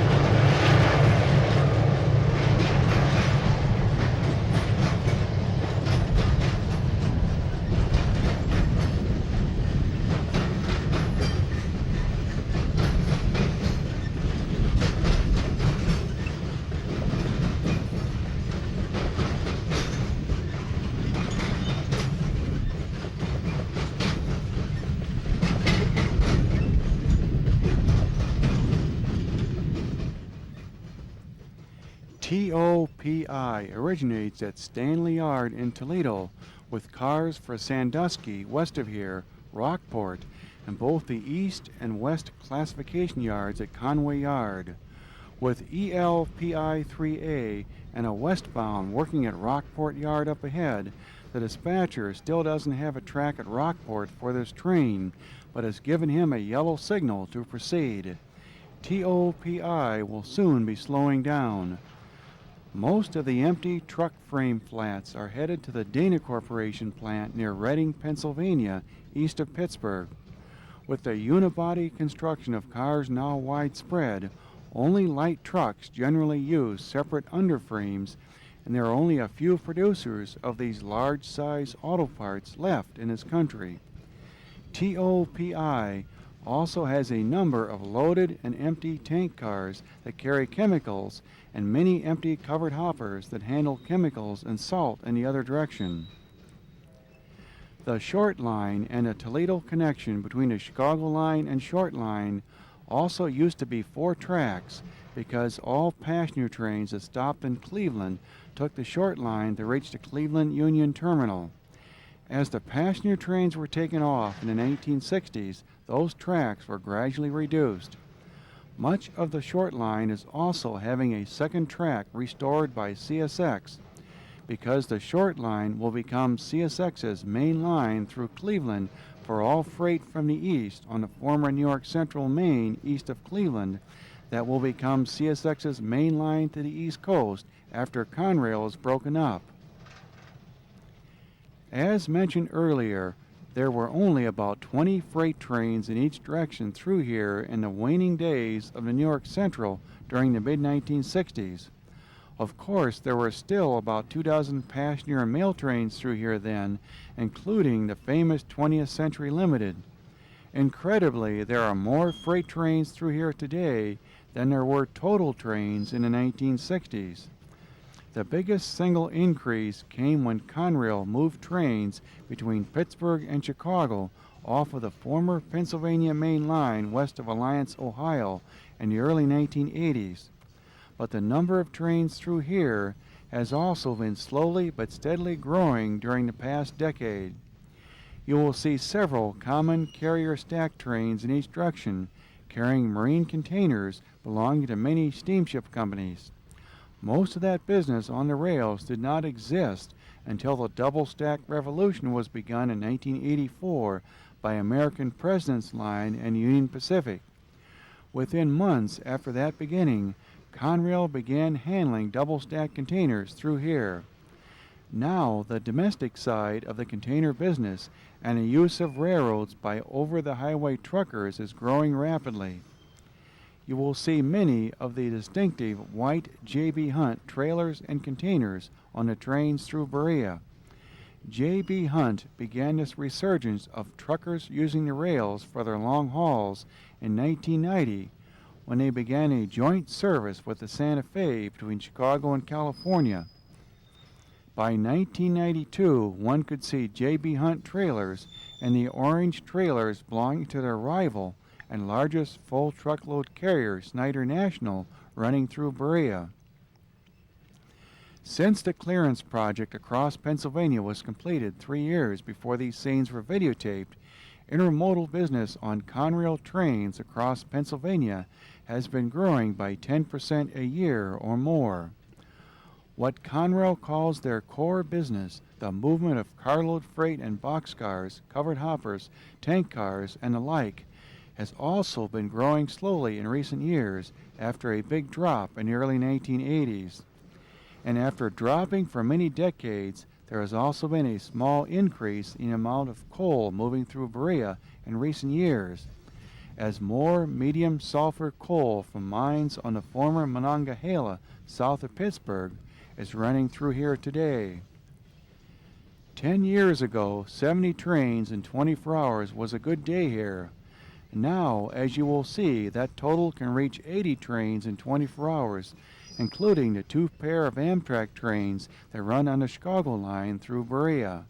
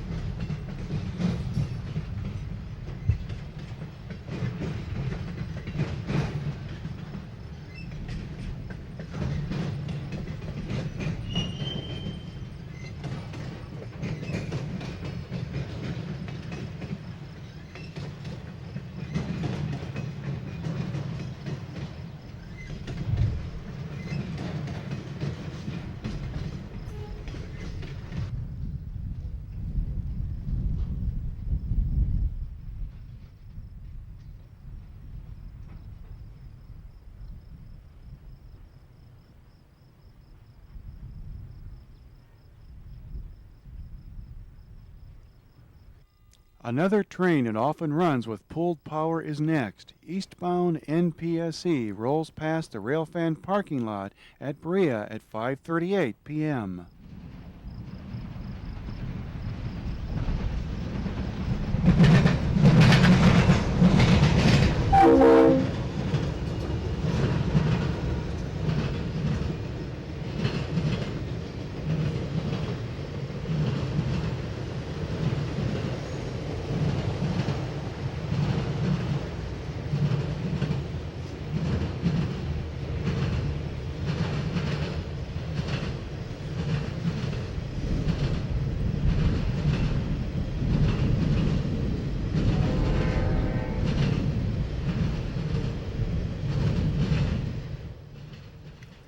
NPSE came from North Platte, the largest rail classification yard in the world on the Union Pacific in central Nebraska, and is headed to the Hump Classification Yard at Selkirk, New York.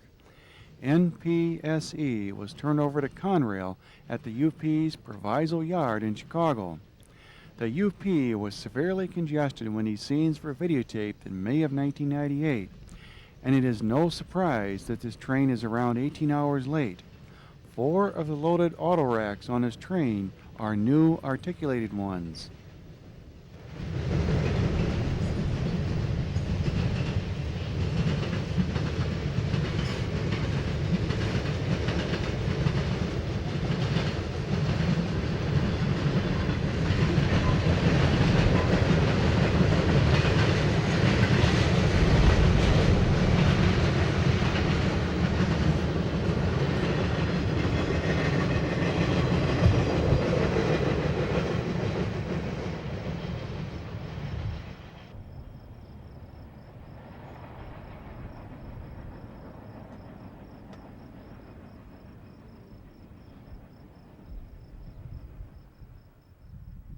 "16 minutes later, a long westbound heads past Berea Tower, pulled by 2 brand-new unlettered C-44-9Ws being delivered to BNSF, their orange paint gleaming in the afternoon sun.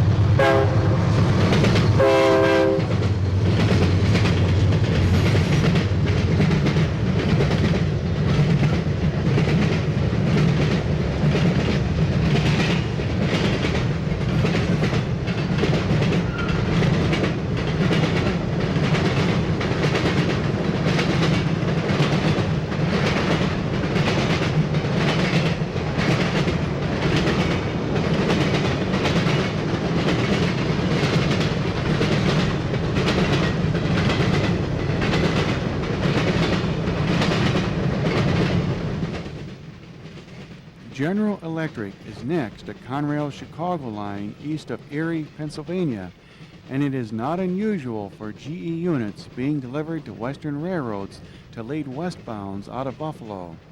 This BUEL originated at Frontier Yard at Buffalo in western New York. Frontier Yard is one of several hump yards that were built by the New York Central in the 1960s out of used track materials taken from retired 3rd and 4th track that had been removed from their main line between New York City and Chicago. BUEL has cars from Frontier Yard, Seneca Yard west of Buffalo, and from Ashtabula, Ohio for Elkhart Yard in Indiana. This 144-car, 8,500-foot-long train is mostly empties, including many empty grain-covered hoppers and corn syrup tank cars headed back to the Midwest.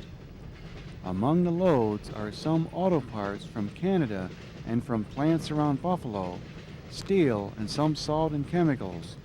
Both the Canadian National and Canadian Pacific run trains into a Frontier Yard that connect with Conrail.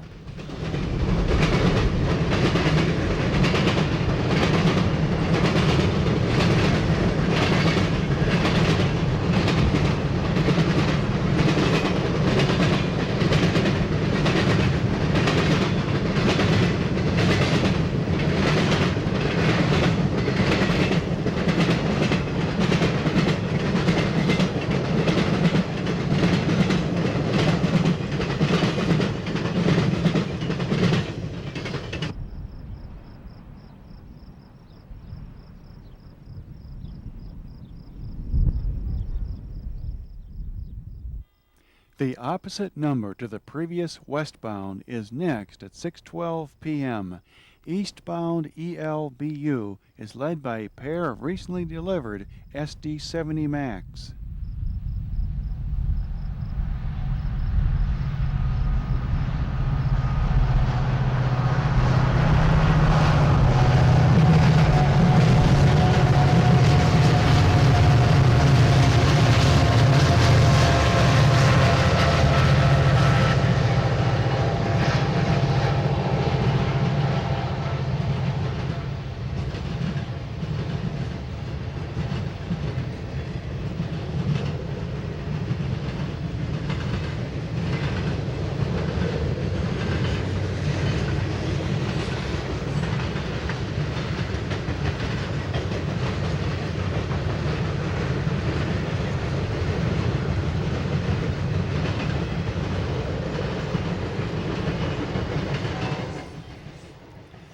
Conrail recently received this group of 4,300 horsepower SD70 Max from EMD instead of getting more of the 5,000 horsepower SD80 Max that Conrail had bought from EMD 2 years ago.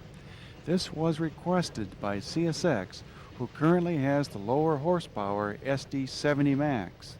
CSX will get these units when Conrail is broken up. Eastbound ELBU from Elkhart to Buffalo has quite a few loaded and empty auto parts cars for assembly plants in Canada and for parts plants around Buffalo. All Conrail trains originating or terminating at Buffalo carry quite a few Canadian cars. These last two trains are within a couple of hours of being on time.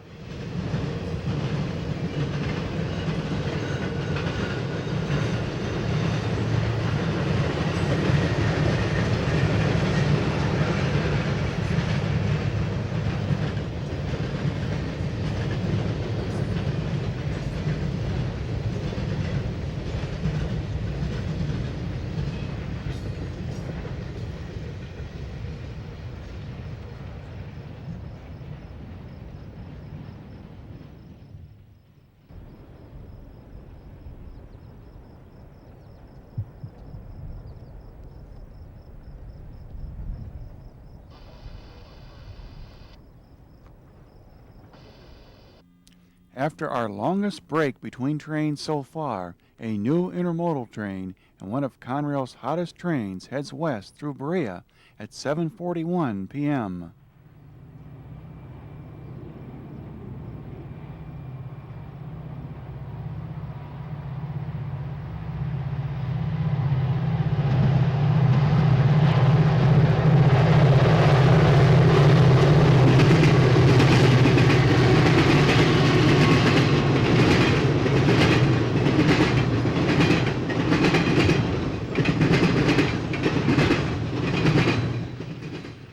TV99 was begun in August of 1995, carrying UPS business from Worcester to Chicago. This train has 6 of the new single-platform stack cars that carry 4 of the new 28-foot UPS containers. Early this year, TV99 had its schedule changed to originate at North Bergen, New Jersey. TV99 now picks up Boston area UPS traffic from TV79 out of Worcester at Syracuse, New York. Through here, this westbound is all UPS business for BNSF's Willow Springs Yard southwest of Chicago, near where UPS has a huge sorting center. This train is one of the fastest schedules on Conrail and is right on time through Berea. TV99 is allowed 26 hours and 25 minutes to make it to Ashland Avenue Yard in Chicago and an additional hour and 20 minutes to Willow Springs.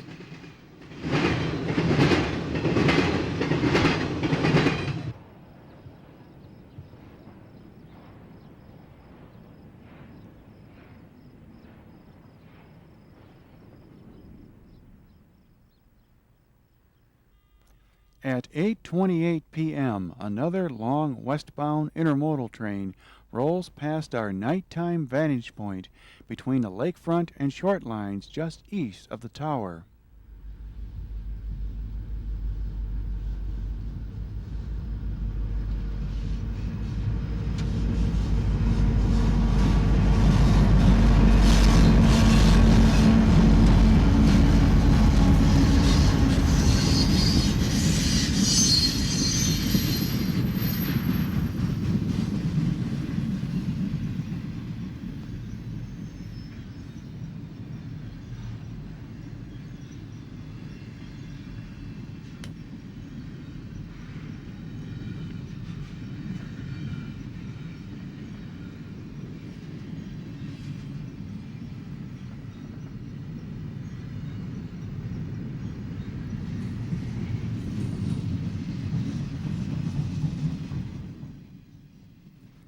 TV5 was the first westbound intermodal train of the evening out of Boston last night and handles all intermodal traffic for Cleveland, Columbus, Indianapolis, and East St. Louis from its starting point at Boston, Worcester, and West Springfield.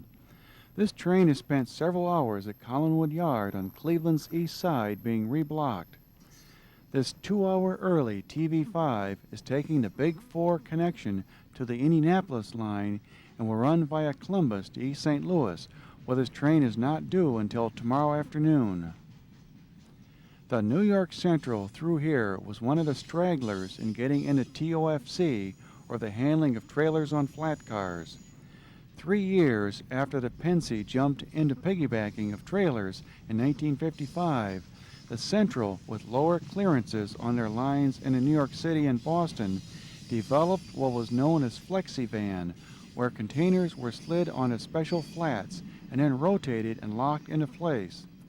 With only a couple of other railroads adopting FlexiVan, and with the efficient overhead cranes of today to lift containers from flats not developed yet, the inability to interchange with other railroads eventually doomed the FlexiVan system, and within a dozen years, FlexiVans were only being used to transport mail on mail trains. But when the New York Central introduced the lower wind resistance FlexiVan container service, they went all the way. Many of their schedules between Chicago and the East Coast were speeded up to give a timing of less than 24 hours between terminals on the East Coast and Chicago. The fastest schedule known to this writer was the 20-and-a-half-hour timing of Supervan 10, or SV10, from Chicago to North Bergen in northern New Jersey. In the early 1960s, the New York Central quietly began handling trailers on flat cars. Then in 1966, just 2 years before the merger with the Pennsylvania, they mechanized all of their major terminals at once with the then new overhead cranes, and the intermodal traffic through Berea began its steep growth curve that after several interruptions continues with the double-stacked containers and truckers' trailers of today. Penn Central at first continued the New York Central's hot timings for their intermodal trains, which were the fastest freight schedules in the East and the fastest timings ever attempted for a freight train between the East Coast and Chicago. But as the already deteriorating Penn Central track got worse, schedules were slowed. Since then, the overall timings of these intermodal trains have not changed very much, but the Conrail of today runs very many more hot trains than Penn Central or Conrail in its earliest days ever dreamed of running. That is what is so impressive about this incredible tide of traffic through Berea. Most of these very long and heavy trains are right on time, and this is occurring at a time when the other 4 large railroads in this country, CSX, Norfolk Southern, BNSF, and especially the Union Pacific, are struggling to keep their trains on time.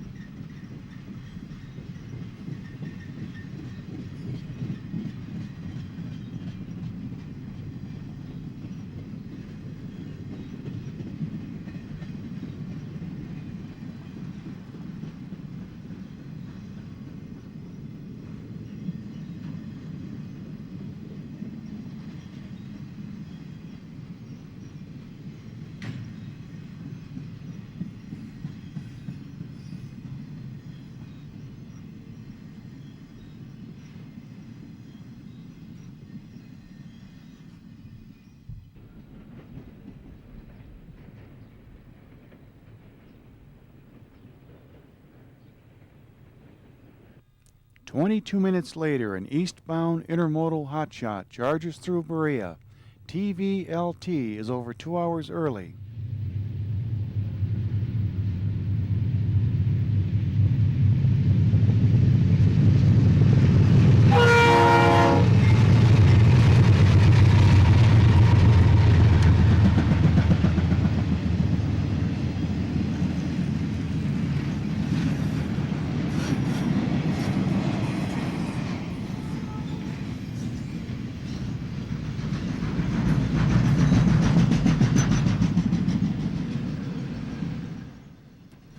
TVLT was begun nearly 3 years ago and runs out of Englewood Yard 1 day a week, primarily to handle the growing business from the less than full truckload or LTL carriers, the LT in the train symbol. TVLT runs via Pittsburgh and the bypass around Philadelphia to Kearney in northern New Jersey.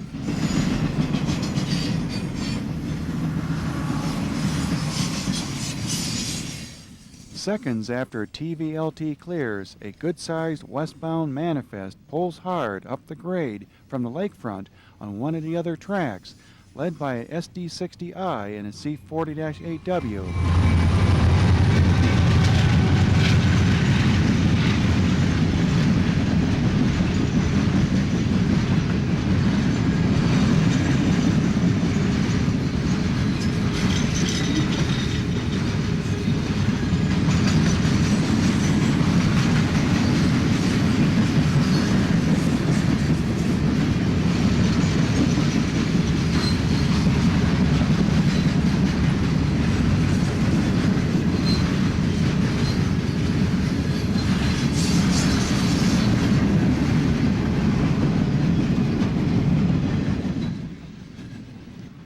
Looking straight ahead to the north across the Chicago line tracks which lead to the lakefront, there are 3 tracks. The track closest to us, the number 3 or further south track, ends just west of the tower, which is to our left.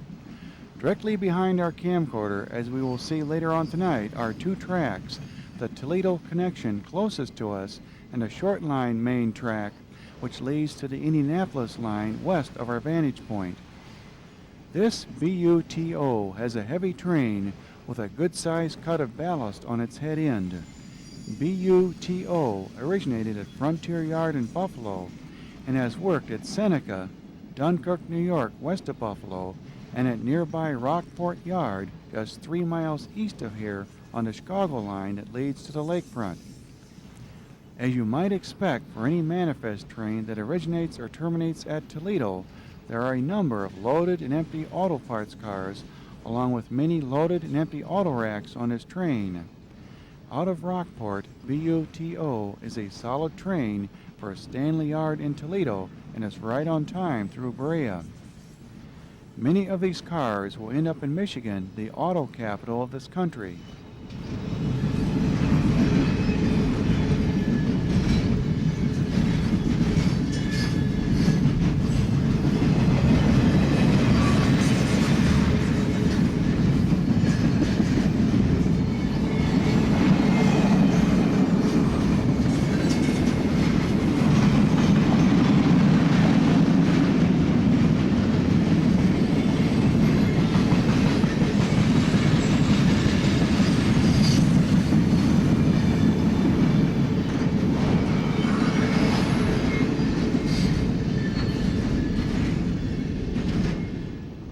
An even longer westbound intermodal train is next, 9 minutes later at 1 minute past 9 in the evening.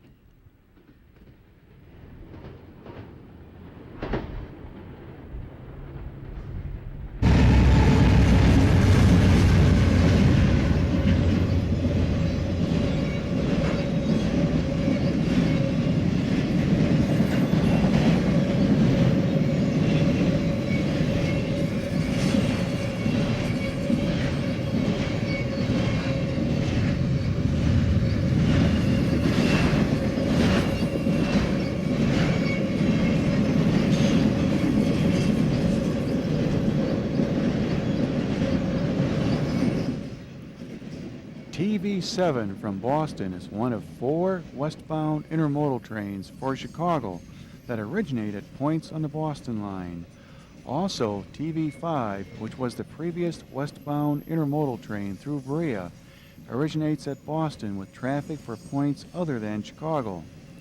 The changes in the amount of intermodal traffic originating on the Boston line and in the manner in which this business is handled by Conrail today best illustrate how intermodal operations have changed on Conrail and its predecessors in the past 30 years or so.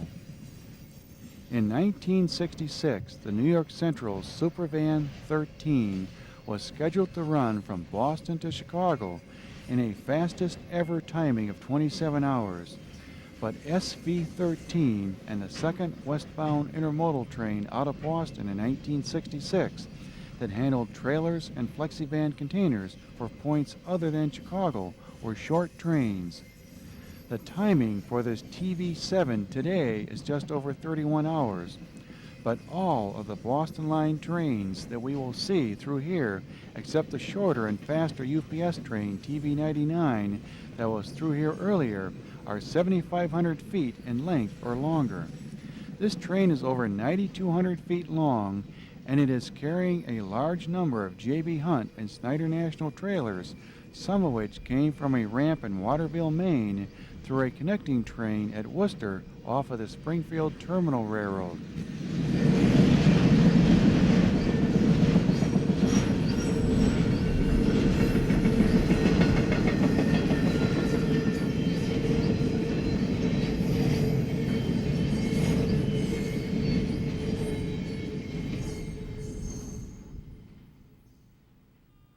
Conrail's fastest eastbound carload train is next 6 minutes later.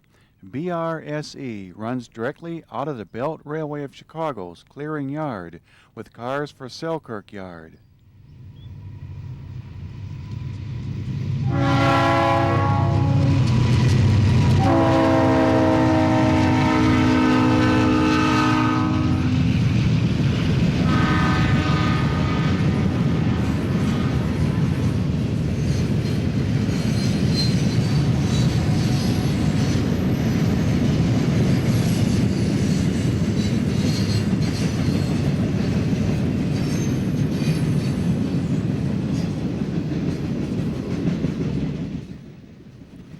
BRSE, for Belt Railway to Selkirk, runs on the time of the old New York Central's NY2 and Conrail's PXSE Perishable Express in the 1980s that originated from the Indiana Harbor Belt's Blue Island Yard. The IHB through Blue Island once handled most eastbound perishable traffic via the Chicago Gateway.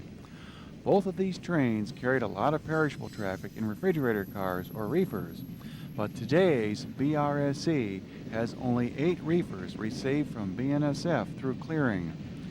BRSE is scheduled to run from Chicago to Syracuse, where the old NY2 terminated in 24 hours, compared to the 20-hour timing for NY2 in the 1960s.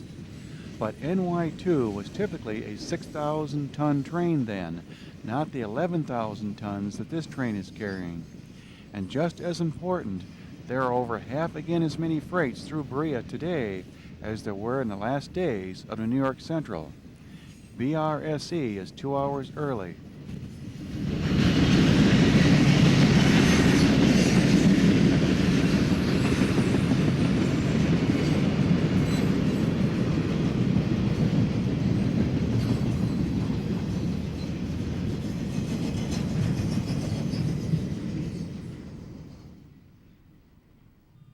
An eastbound unit steel train is next at 10:10 p.m., taking the Toledo connection to the short line that runs behind our nighttime vantage point.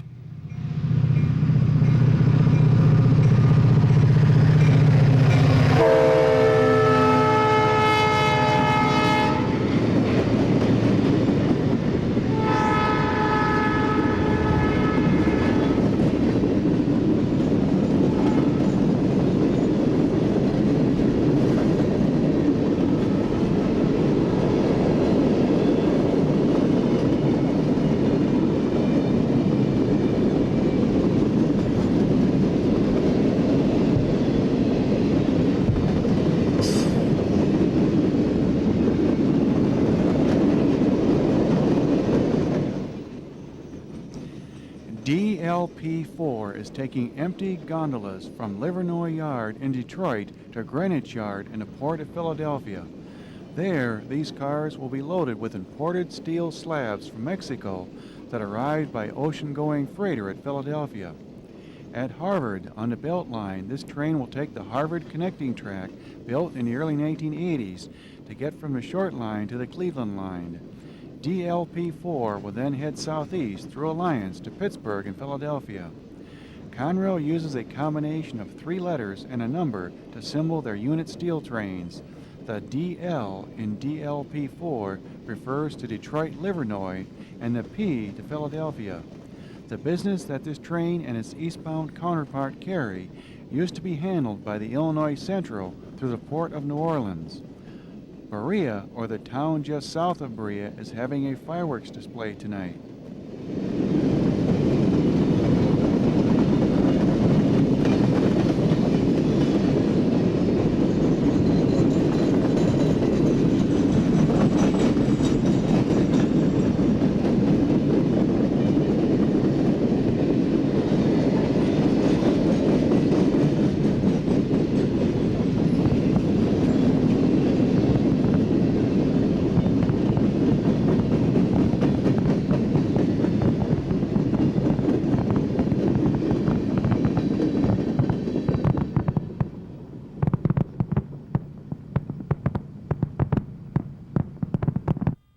A huge westbound stack train is next at 10:33 p.m. on the Chicago line. With its water-level route, Conrail runs the heaviest stack trains in the country.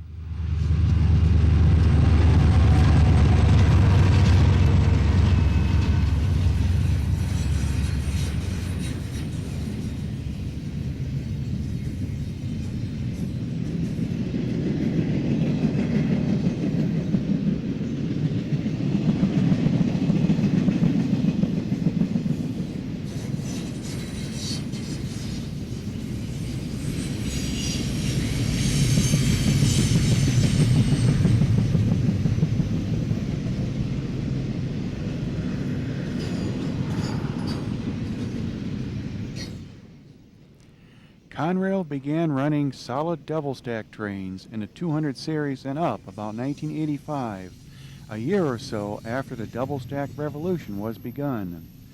This 9,600-foot, nearly 9,000-ton TV-203 has containers belonging to many steamship companies from Kearney and Croxton in northern New Jersey for both of the Union Pacific's container terminals in Chicago called Global 1 and Global 2.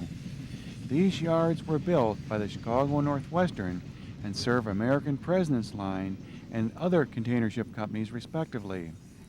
American President's Line, together with the UP, pioneered the concept of solid stack trains in early 1984, and APL also ran the first stack trains on Conrail.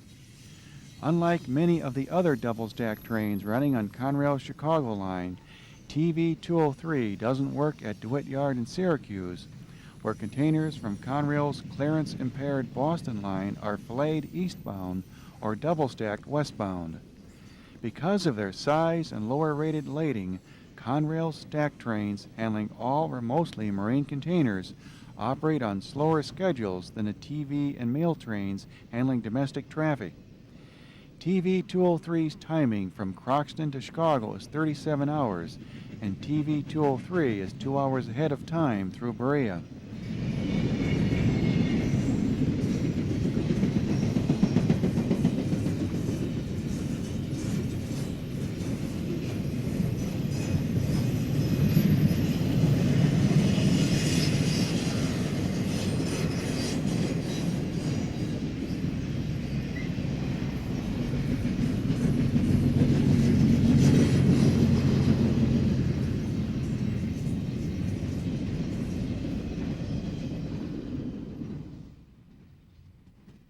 Another train using the Toledo connection off of the short line is next at 10:49 p.m. Westbound Mail 9 is taking the short line because of congestion on the lakefront portion of the Chicago line.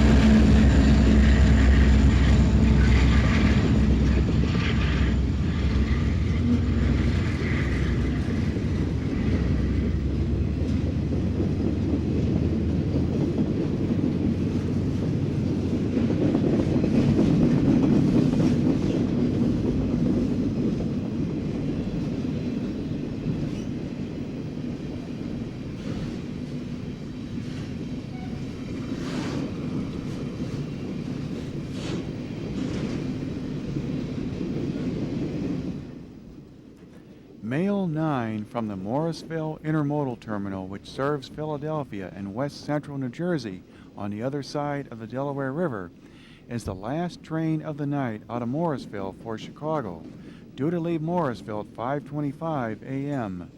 When a second section of Mail 9 isn't run, Mail 9 is usually a huge train.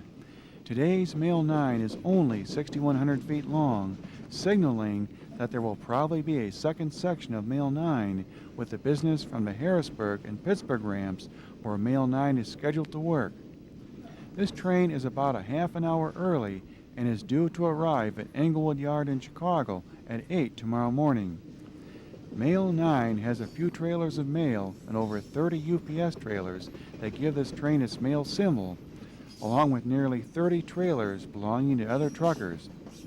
This train is considerably slower than the Pennsylvania's TT1 of the 1960s, but there will be over 4 miles of trailers and containers on the 2 sections of this train and the earlier TV1 from Morrisville that we will see, and these trains are usually on time.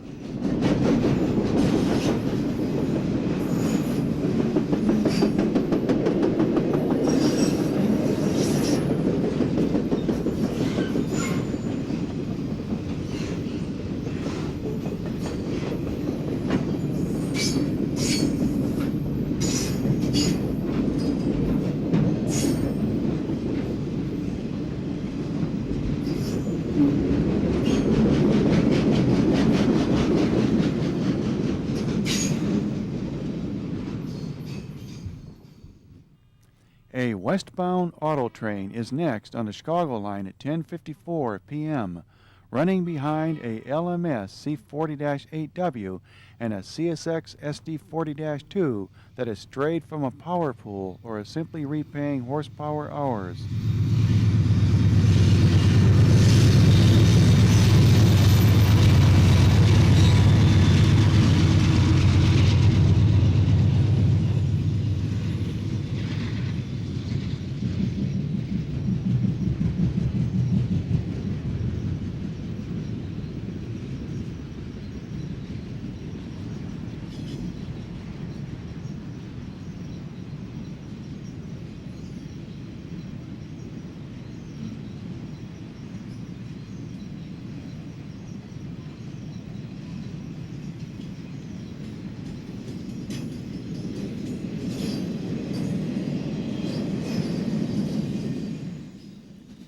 ML421 is one of the more important members of Conrail's finished vehicle service network.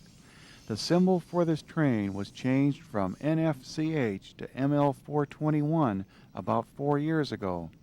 It originates at Niagara Falls, New York, with autos from Canadian assembly plants off of the Canadian Pacific and Canadian National. After picking up more autos at Seneca and Collinwood, ML421 often has more than 2 miles of loaded multilevels through here for Toledo and for the IHB's Gibson Yard in Hammond, Indiana. Gibson handles most of the autos for Western connections at Chicago, except for Ford autos, which currently go through the Ford Mixing Center in Chicago, served exclusively by Norfolk Southern. But on this day, ML421 is a small train.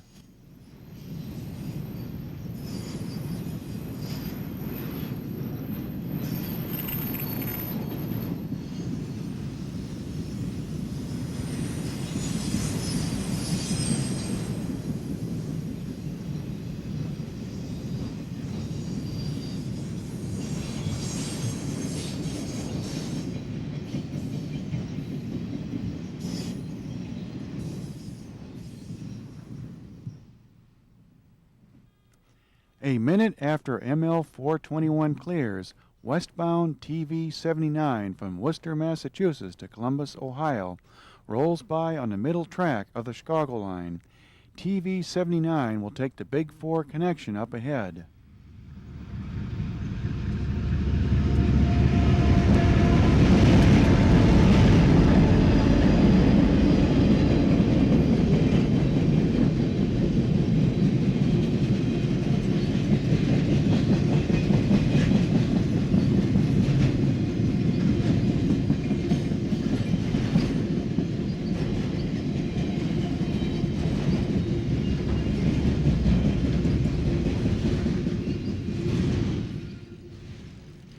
This schedule was begun early this year. TV 79 used to be a hot trailer train for Chicago, originating in northern New Jersey. Today's TV 79 has a split personality. It begins at Worcester, 45 miles west of Boston, and is mostly UPS trailers as far as Syracuse, where the UPS business is set out for TV 99 to take to Chicago. Out of Syracuse, the new TV 79 is containers and a few trailers for Cleveland, Indianapolis, and Columbus.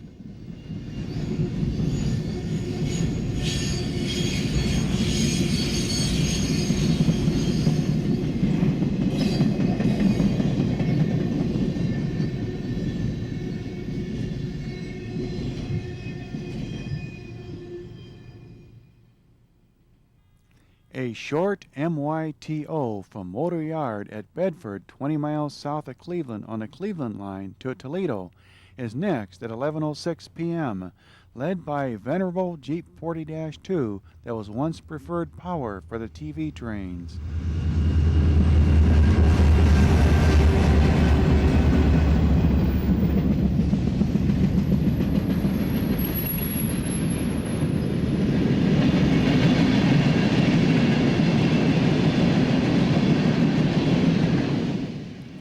Several auto parts plants are located near Bedford.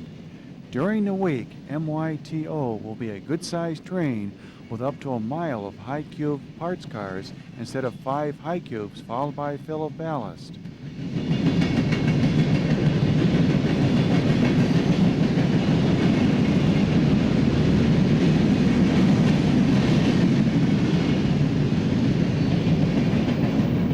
We missed a pair of C40-8Ws on the next eastbound, rolling past us 7 minutes later on a short line.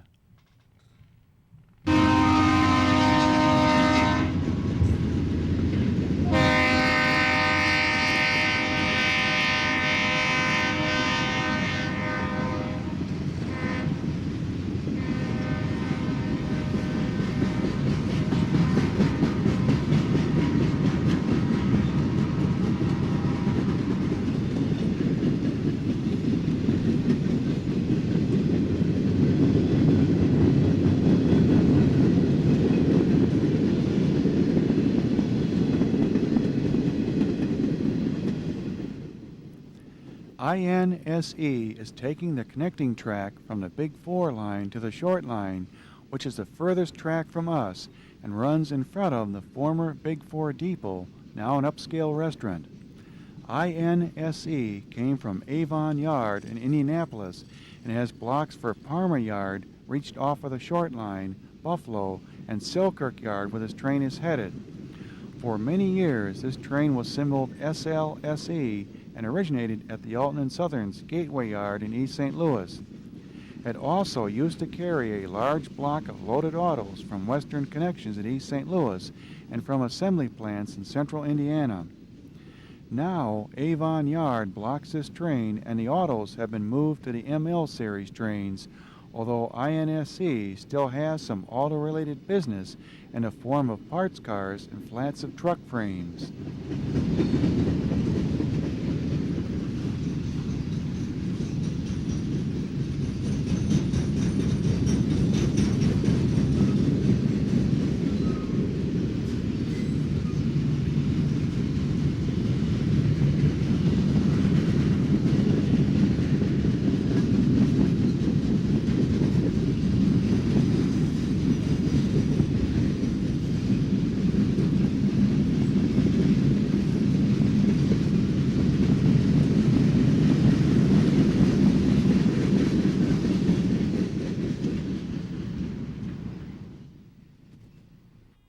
What is arguably Conrail's hottest train is next at 11:35 p.m. on the Chicago line.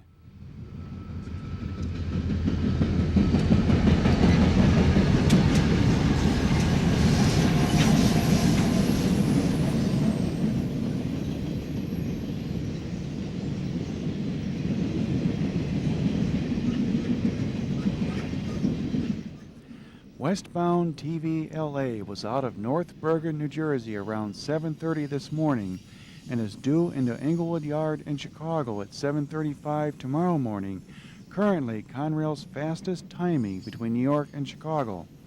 This train's schedule may be 2 hours slower than a New York Central Supervan 9, but what a train this is! TVLA has 8,300 feet of trailers, including nearly 100 truckers' trailers for Englewood and BNSF in Chicago, and is right on time. Before TVLA can clear, another westbound intermodal train for Chicago rolls by on one of the other tracks.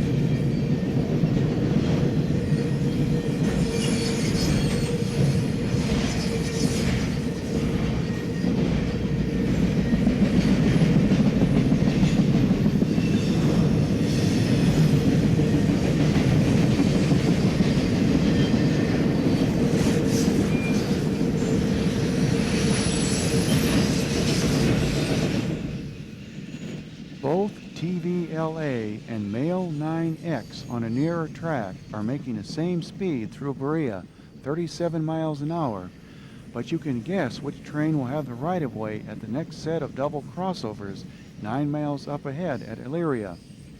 This Mail 9X is a second or extra section of Mail 9 and originated either at Harrisburg or at Pitcairn Yard, which serves as Pittsburgh's intermodal terminal, thus lightening the load for the regular section of Mail 9, which was by 47 minutes ago.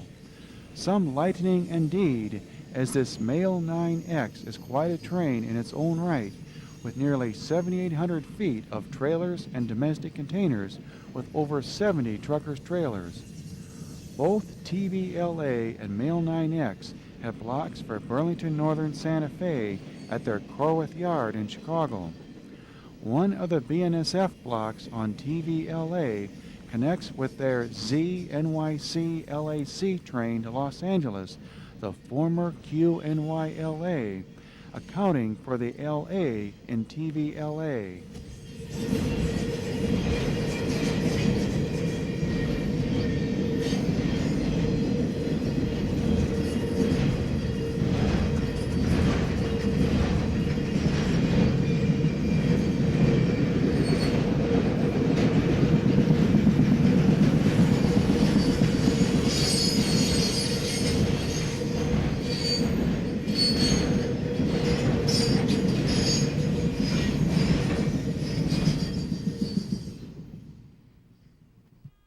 We are now into the heart of the westbound intermodal fleet as westbound TV13 charges up from the lakefront on the Chicago line at 11:51 p.m., the 7th train through Berea in the past hour.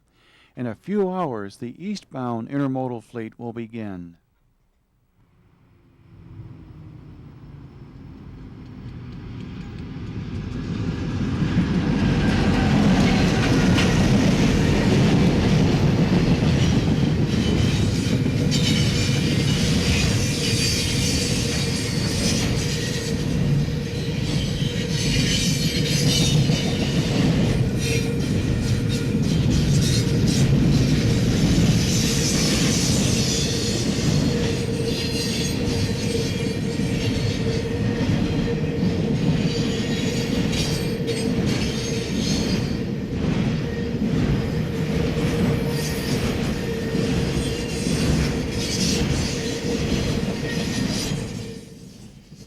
TV13 was due out of Boston at 12:01 this morning for Chicago. This 7,500-foot train is actually 2 hours late through here. It picked up more intermodal traffic at Worcester and at West Springfield. The double-stacked containers were picked up at DeWitt Yard in Syracuse. Double-stacked, 8-foot-high marine containers can be handled on the Boston line west of Worcester, but not double-stacked domestic containers, which can be as tall as 9 feet. At DeWitt, TV13 set out some containers for the stack trains that will follow this train and picked up containers off of earlier trains that had been double stacked at Syracuse. The containers include 2 for Allied van lines. Out of DeWitt, TV-13 has stacks for the Union Pacific in Chicago and stacks and trailers for 47th Street.